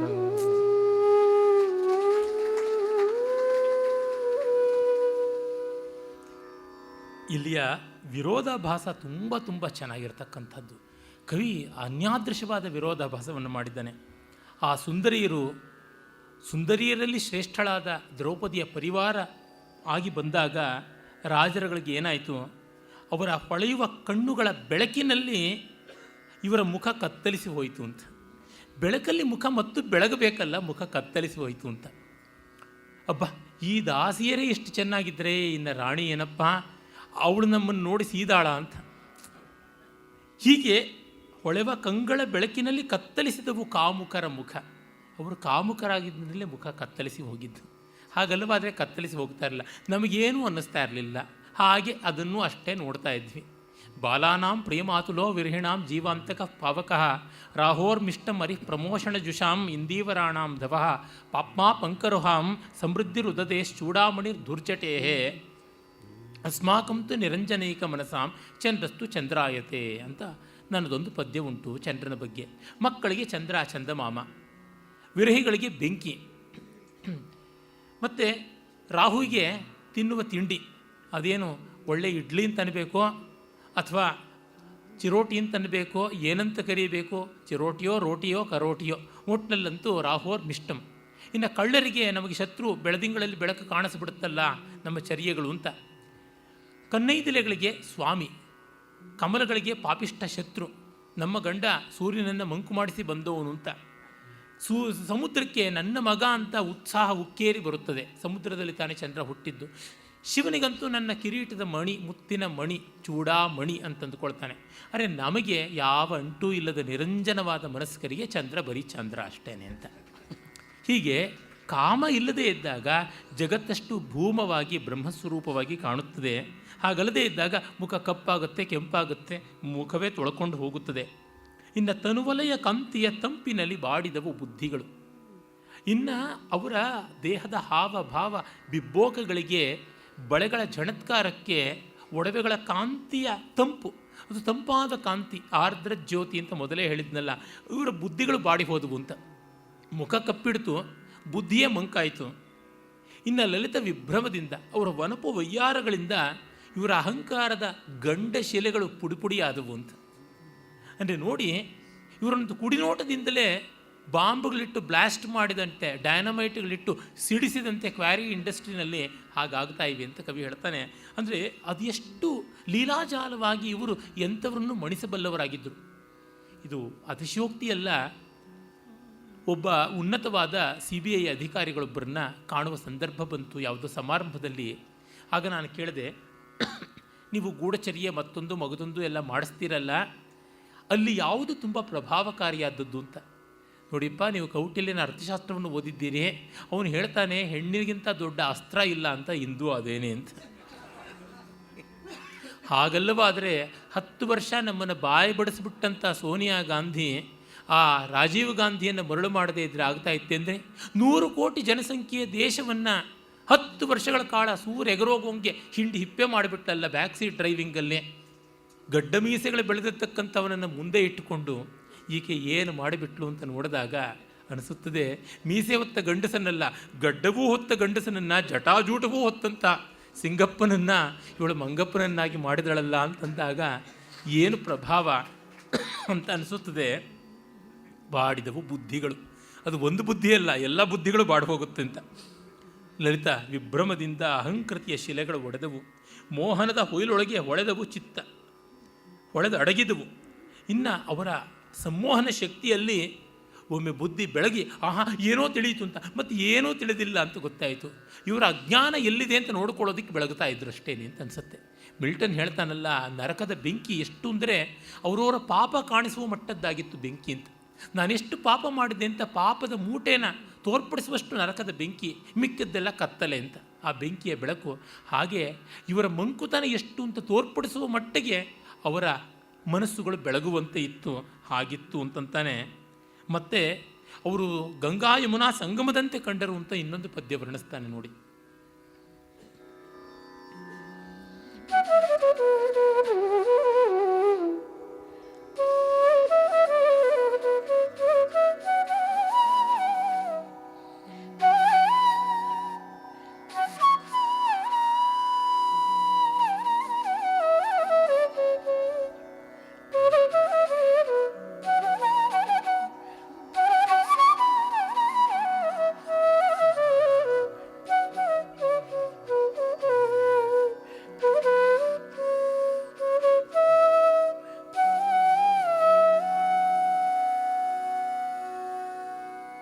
ತರುಣಿಯರ ನವನೀಲ ಮಣಿಗಳ ಕುರುಳ ಕಬರಿಯ ಭರದ ವರಕತ್ತುರಿಯ ತಿಲಕದ ಕಾಳಿಕೆಯ ಘನ ಕಾಂತಿಗಳ ಲಹರಿಗಳ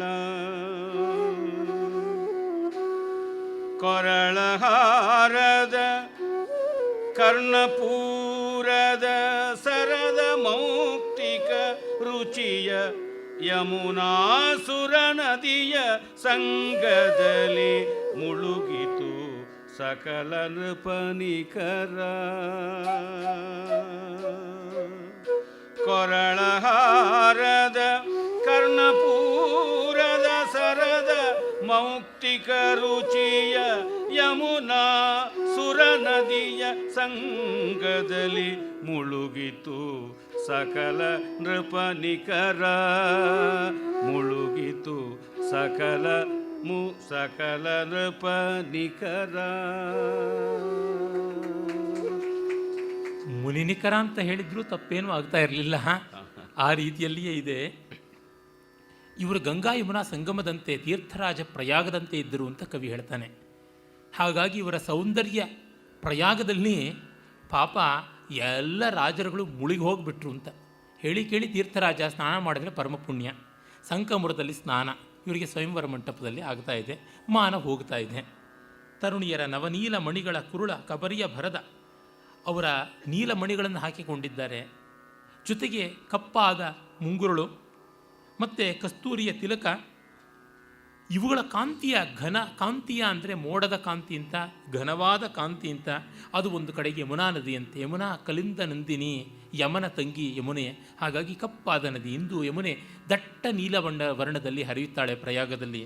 ಮತ್ತು ಕೊರಳಿನ ಮುತ್ತಿನ ಹಾರ, ಕಿವಿಯ ಮುತ್ತಿನ ಓಲೆ ಮತ್ತು ಹಲ್ಲಿನ ಕಾಂತಿ ಇತ್ಯಾದಿಗಳ ಬೆಳಪಿನ ಮೂಲಕವಾಗಿ ಗಂಗಾ ನದಿಯಂತೆ, ಗಂಗಾ ನದಿ ಧವಳ ಶರೀರಿಣಿ, ಇವೆರಡೂ ಸೇರಿದಾಗ ಗಂಗಾ ಯಮುನಾ ಸಂಗಮವೇ ಆಗಿ ಈ ರಾಜರುಗಳು ಈ ಕಾಂತಿ ಪ್ರವಾಹದಲ್ಲಿ ಕೊಚ್ಚಿಕೊಂಡು ಹೋಗ್ತಾ ಇದ್ದಾರೆ ಅಂತ ಕವಿ ಹೇಳ್ತಾನೆ. ಇಲ್ಲೆಲ್ಲ ನೋಡಿ ಬರೀ ದೇಹದ ವರ್ಣನೆಯಲ್ಲ, ಅದರ ಪರಿಣಾಮ ವರ್ಣನೆಯನ್ನು ಮಾಡ್ತಾನೆ. ದೇಹದ ಮಟ್ಟಕ್ಕೆ ತರುವುದೇ ಇಲ್ಲ, ನಮಗೇನು ಕಾಂತಿಗಳು ಕಾಣಿಸುವಂಥದ್ದಲ್ಲ, ಕವಿ ತನ್ನ ಕೌಶಲದಿಂದ ಕಾಣಿಸಿಕೊಡ್ತಾನೆ. ಹೀಗಿರುತ್ತಾ ಅಂದರೆ ಹೀಗಿದ್ದರೆ ಚೆನ್ನ ಅಲ್ಲವಾ ಅಂತ ಕೇಳ್ತಾನೆ. ಮುಂದಿನ ಪದ್ಯ ಅದೇ ಬಗೆಯಾದದ್ದು ನೋಡಿ, ಇನ್ನೂ ಚೆನ್ನಾಗಿರ್ತಕ್ಕಂಥ ಕಲ್ಪನೆಯಿಂದ ಕೂಡಿರುವಂಥದ್ದು.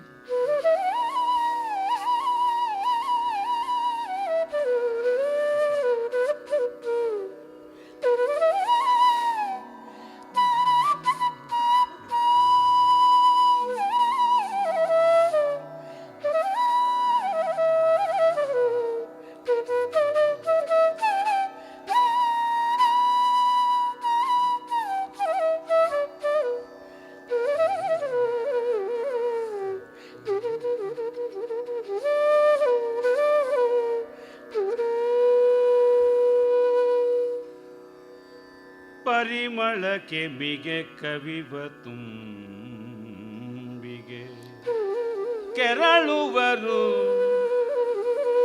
ಪರಿಮಳಕ್ಕೆ ಮಿಗೆ ಕವಿವ ತುಂಬಿಗೆ ಕೆರಳುವರು ಹುಬ್ಬಿನಲಿ ಪದ ನೇವುರದ ನುಂದನಿಗಳಸಿ ಮುತ್ತುವ ರಾಜಹಂಸಗಳ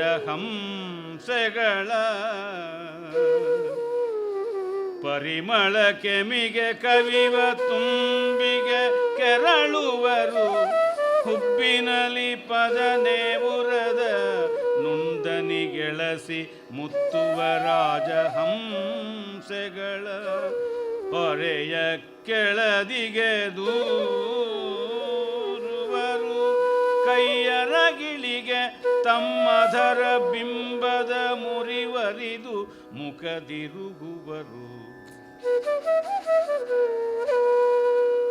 ಕೈಯರಗಿಳಿಗೆ ತಮ್ಮಧರ ಬಿಂಬದ ಮುರಿವರಿದು ಮುಖದಿರುಗುವರು ಮುಗ್ಧಾಂಗನ ನಿವಗ ಮುಗ್ಧಾಂಗನ ನಿವಗ ಮುಖದಿರುಗುವರು.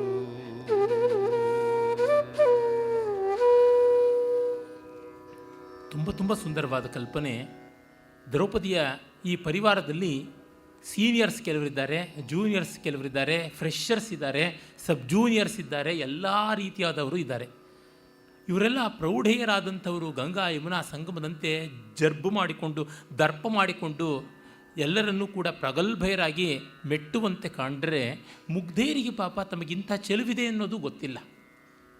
ಅವರು ತಮ್ಮ ಚೆಲುವಿನ ಬೇರೆ ಬೇರೆ ಸಂಗತಿಗಳನ್ನು ಕಂಡು ಬೆರಗಾಗಿ ಮರುಳಾಗಿ ಬರುವ ಪ್ರಾಣಿ ಪಕ್ಷಿಗಳಿಗೆ ಹೇಗೋ ನಡ್ಕೊಳ್ತಾ ಇದ್ದಾರೆ. ಅವರ ಮುಡಿಯ ಸಹಜವಾದ ಪರಿಮಳಕ್ಕೆ ತುಂಬಿಗಳು ಬರ್ತಾ ಇವೆ. ಹಾಗೆ ಬಂದಾಗ ಇವರು ಯಾಕೆ ತುಂಬಿಗಳು ಬರ್ತಾ ಇವೆ ಅಂತ ಹುಬ್ಬೇರಿಸ್ಕೊಂಡು ಭಯ ಪಡ್ತಾ ಇದ್ದಾರೆ ಅಂತ.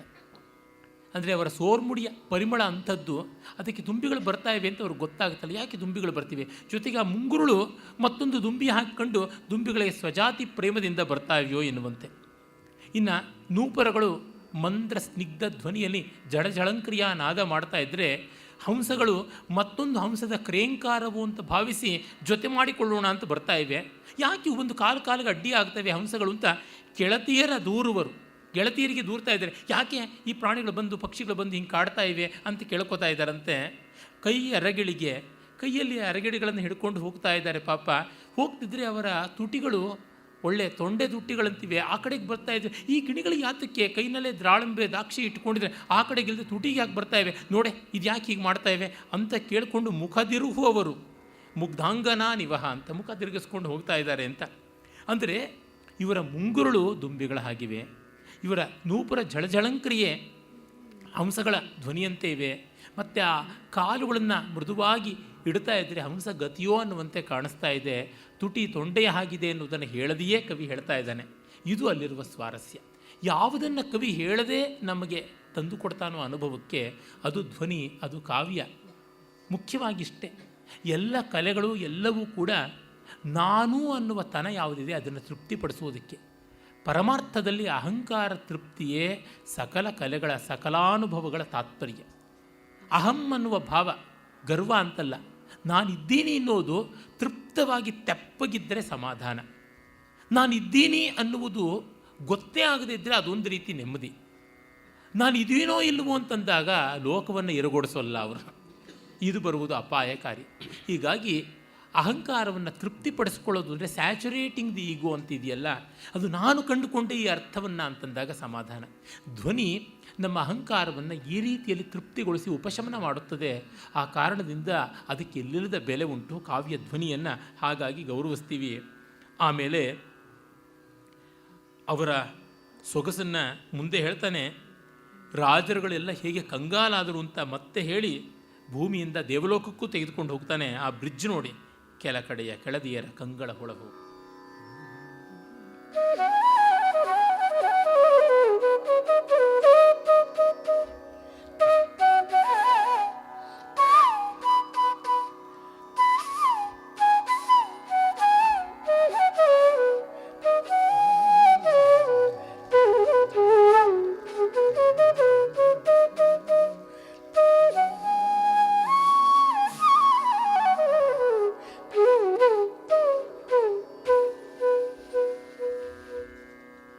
ಕೆಲ ಕಡೆಯ ಕೆಳದಿಯರ ಕಂಗಳಗೊಳಗುದುವಾಡಿಯಲಿ,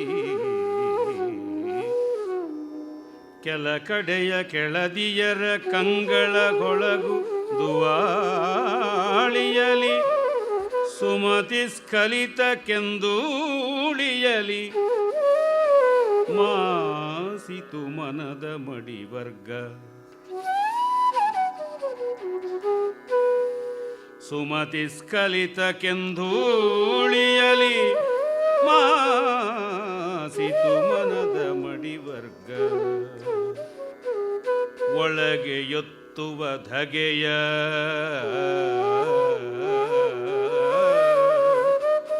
ಒಳಗೆ ಒತ್ತುವ ಧಗೆಯ, ಹೊರಗಣ ತಳಿತ ಬಿಮ್ಮಿನ ನಗೆಯ.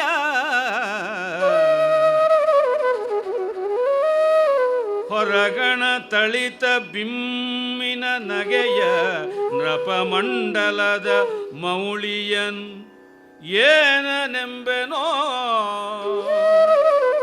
ನೃಪಮಂಡಲದ ಮೌಳಿಯನ್ ಏನನೆಂಬೆನೋ ರಾಯ ಕೇಳ್ ಎಂದ.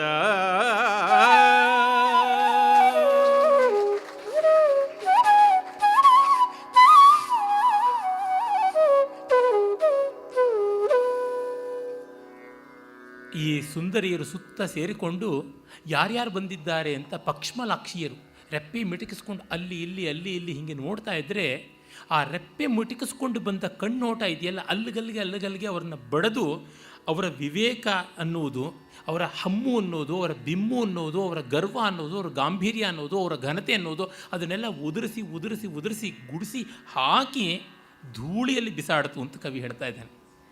ಕೆಳದಿಯರ ಕಂಗಳ ಹೊಳಹು, ಕಣ್ಣೋಟದ ಕಾಂತಿಯೇ ಒಂದೊಂದು ಸಮ್ಮಾರ್ಜನಿಯಂತೆ. ಕಾಂತಿ ಸಮ್ಮಾರ್ಜನಿ ಅಂದರೆ ಕಣ್ಣ ಬೆಳಕಿನ ಪೊರಕೆ ಅವರ ಮನದ ಮಡಿವರ್ಗವನ್ನು ಮಾಡಿಸಿ ಗೂಡಿಸಿ ಬಿಸಾಡ್ತಾ ಇದೆ, ಕೆಂದೂಳಿಯಲ್ಲಿ ಬಿಸಾಡ್ಬಿಡ್ತಾ ಇದೆ. ಮಾಸಿತು ಮನದ ಮಡಿವರ್ಗ, ಅವರ ಮಡಿ ಮರ್ಯಾದೆ ಎಲ್ಲ ಹೊರಟೋಗ್ಬಿಟ್ಟಿದೆ. ಒಳಗೆ ಒತ್ತುವ ಧಗೆಯ, ಒಳಗಡೆ ಅವರಿಗೆ ಈ ಸ್ವಯಂವರ ಯಾವಾಗ ಆರಂಭವಾಗುತ್ತೋ ಅನ್ನೋದಕ್ಕೆ ಬದಲಾಗಿ ಯಾವಾಗ ಮುಗಿಯುತ್ತೋ ಸದ್ಯ ಅಂತ ಆಗಿಬಿಟ್ಟಿದೆ. ಸದ್ಯ ಹೇಗೋ ಮರ್ಯಾದೆ ಬಚಾಯಿಸ್ಕೊಂಡು ನಾವು ಹೋದರೆ ಸಾಕು, ನಮ್ಮ ಸರದಿ ಬರೋಕ್ಕೆ ಮುಂಚೆ ಯಾರೋ ಗೆದ್ದುಕೊಂಡು ಹೋದರೆ ಮೇಲೂ, ನಾವು ಸೋತು ಬಿಟ್ಟರೆ ಗತಿಯೇನು ಅಂತ ಒಳಗಡೆಗೆ ಧಗೆ. ಒಳಗೆ ಒತ್ತುವ ಧಗೆಯ, ಹೊರಗಣ ತಳಿತ ಬಿಮ್ಮಿನ ನಗೆಯ. ಒಳಗೊಂದು ಹೊರಗೊಂದು. ಇದಕ್ಕಿಂತ ನಾವು ತುಂಬ ಕೃತಕ ಆಗೋದು 4 ಜನರ ಮಧ್ಯೆ ಬಂದಾಗಲೇ. ನಮಗೆ ನಾವು ನಮ್ಮ ಮನೆಯಲ್ಲಿ ಕೃತಕರಾಗೋಕ್ಕೆ ಸಾಧ್ಯವೇ ಇಲ್ವಲ್ಲ. ನೋಡಿ, ನಾವು ತುಂಬ ಸಹಜವಾಗಿರೋದು ಹಾಡುವಾಗಲೇ. ಅದಕ್ಕೆ ಬಾತ್ರೂಮ್ ಸಿಂಗಿಂಗ್ ಇದೆ. ಅಂದರೆ ನಾವು ನಿರಾತಂಕವಾಗಿ ಇನ್ನೊಬ್ಬರ ಸೋಂಕು ಸುಳಿವು ಇಲ್ಲದೆ ಇರಬಲ್ಲ ಪರಮೈಕಾಂತದಲ್ಲಿ ನಾವು ಪ್ರಾಮಾಣಿಕವಾಗಿರ್ತೀವಿ. ಆ ಪರಮಾತಿ ಪರಮೈಕಾಂತವೇ ಗಾಢ ನಿದ್ರೆ, ಸುಷುಪ್ತಿ, ಅದು ಬ್ರಹ್ಮಸ್ಥಿತಿ. ಹೀಗಾಗಿ ಅವರು ಆ ಒಳಗೆ ಒತ್ತುವ ಧಗೆಯ, ಹೊರಗಣ ತಳಿತ ಬಿಮ್ಮಿನ ನಗೆಯ, ಅದನ್ನು ಎಷ್ಟು ಚೆನ್ನಾಗಿ 10ನೆಯ ಮಾತ್ರೆಗೆ ತಂದು ಮುಗಿಸ್ತಾನೆ. 8ನೆಯ ಮಾತ್ರೆಯಿಂದ 10ನೆಯ ಮಾತ್ರೆಗೆ ತರ್ತಾನೆ. ಒಳಗೆ ಒತ್ತುವ ಧಗೆಯ, ತಳಿತ ಬಿಂಬಿನ ನಗೆಯ. ಆ ಸಮಾನವಾದ ರೀತಿಯಲ್ಲಿ ಒಳಗೂ ಹೊರಗೂ ಸಮಾನವಾಗಿದ್ದರು ಪಾಪ. ಒಳಗೇನೋ ಹೊರಗು ಅದು ಎಕ್ಸಾಕ್ಟ್ಲಿ ಆಪೋಸಿಟ್, ಈಕ್ವಲ್ ವೇಟೇಜು. ತಕ್ಕಡಿ ಸರಿಯಾಗಿ ತೂಗುತ್ತಾ ಇತ್ತು. ನೃಪಮಂಡಲದ ಮೌಳಿ ರಾಜಶಿಖಾಮಣಿಗಳು ಎಷ್ಟು ಒದ್ದಾಡ್ತಾ ಇದ್ರು ಅಂತ ಹೇಳ್ತಾ ತಕ್ಷಣವೇ ಕ್ಯಾಮರಾನ ಇಲ್ಲಿಟ್ಟವನು ಮೇಲಕ್ಕೆ ಟಿಲ್ಟ್ ಮಾಡಿಬಿಡ್ತಾನೆ. ನೋಡಿ, ಆ ಝೂಮನ್ನು ಯಾವ ಥರ ತೆಗೆದುಕೊಂಡು ಹೋಗ್ಬಿಡ್ತಾನೆ. ಒಮ್ಮೆಲೆ ಮಂದ್ರಸ್ಥಾಯಿಯಿಂದ ತಾರಾತಿ ತಾರಸ್ಥಾಯಿಯ ಷಡ್ಜಕ್ಕೆ ತಂದು ಮುಟ್ಟಿಸ್ಬಿಡ್ತಾನೆ ಚೆಲುವಿಕೆಯ ಚೈತನ್ಯವನ್ನು.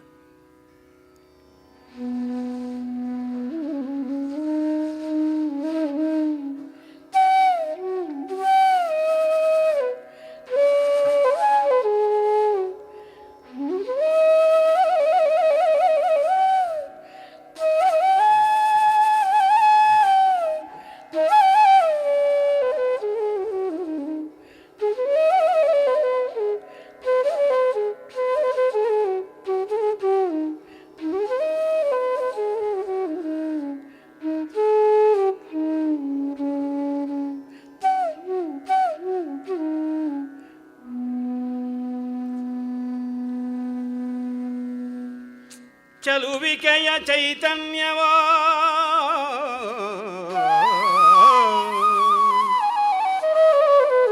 ಪರಿಮಳದ ಪುತ್ಥಳಿಯೋ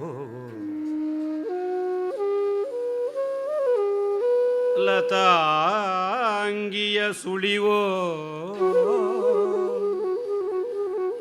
ಚೆಲುವಿಕೆಯ ಚೈತನ್ಯವೋ ಪರಿಮಳದ ಪುತ್ಥಳಿಯೋ ಲತಾಂಗಿಯ ಸುಳಿವೋ ಲಾವಣ್ಯೈಕ ರಸ ಸಾಕಾರ ವಿಭ್ರಮವೋ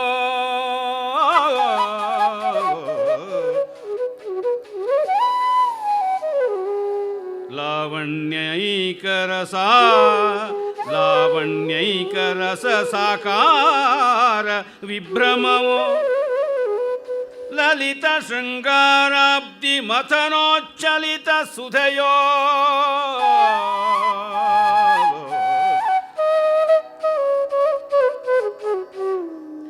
ಲಲಿತ ಶೃಂಗಾರಾಬ್ಧಿ ಮಥನ ಲಲಿತ ಶೃಂಗಾರಾಬ್ಧಿ ಮಥನ ಮಥನ ಮಥನ ಮಥನೋಚ್ಚಲಿತ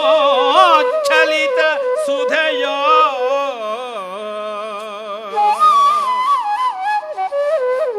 ಸಾಧಕರಿಗಿದು ಫಲಿಸಿದರೆ ಸಾಧಕರಿಗಿದು ಫಲಿಸಿದರೆ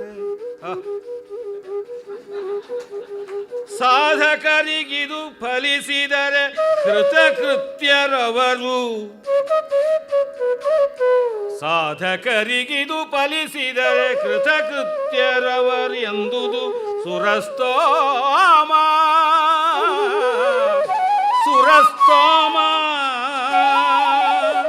ಲಲಿತ ಶೃಂಗಾರಾಬ್ಧಿ ಮಥನೋಚ್ಚಲಿತ ಸುಧಯೋ ಸಾಧಕರಿಗಿದು ಫಲಿಸಿದರೆ ಕೃತಕೃತ್ಯರು ಎಂದುದು ಸುರಸ್ತೋಮ.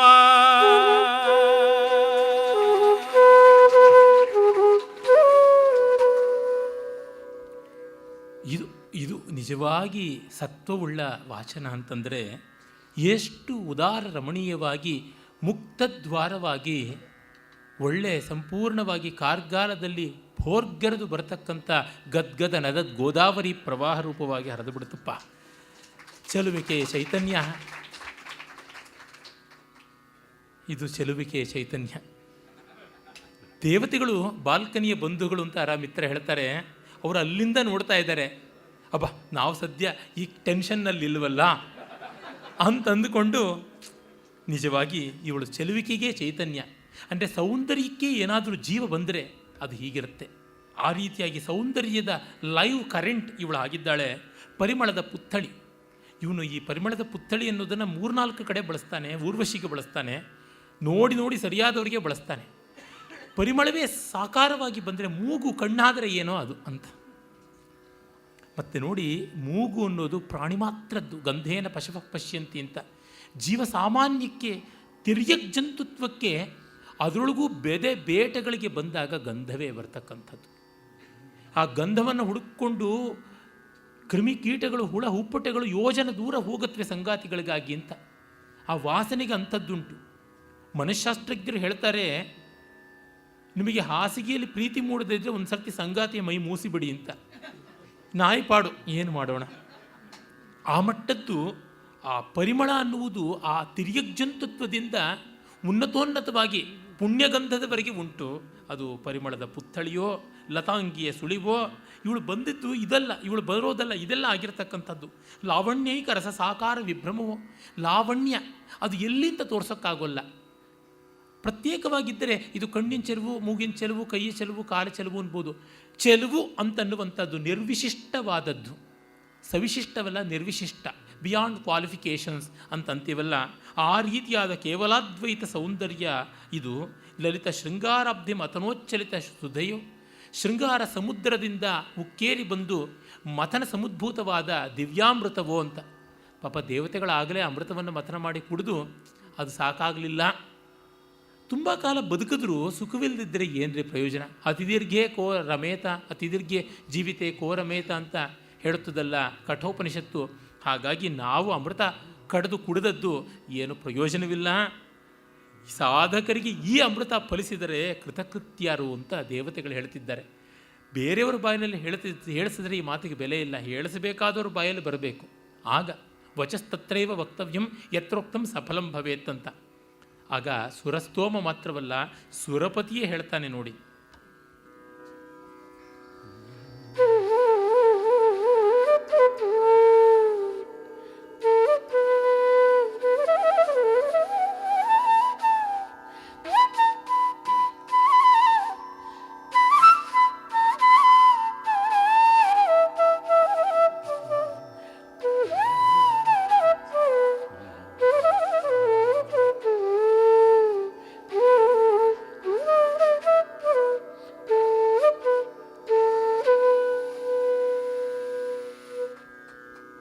ಈಕೆ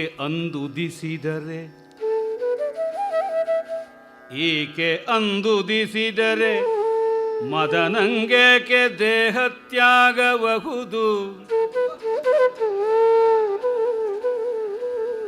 ಈಕೆ ಎಂದುದಿಸಿದರೆ ಮದನಂಗೇಕೆ ದೇಹತ್ಯಾಗಬಹುದು.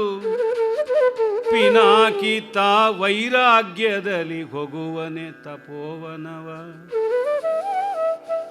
ಪಿನಾಕಿತ ವೈರಾಗ್ಯದಲ್ಲಿ ಹೋಗುವನೆ ತಪೋವನವ. ಸಾಕು ಗೌತಮ ಮುನಿಯ ಮುಳಿಸಿನ ಕಾಕು ನುಡಿ ಫಲಿಸುವುದೇ ಎನ್ನುತ್ತ.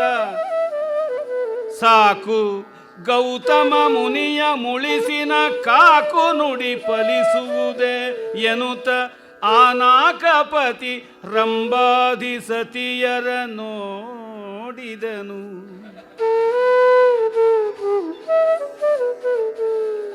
ಆನಾಕಪತಿ ರಂಭಾದಿ ಸತಿಯರ ನೋಡಿದನು. ನಗುತ ನಗುತ ನಗು ನಗುತ ನಗುತನೋ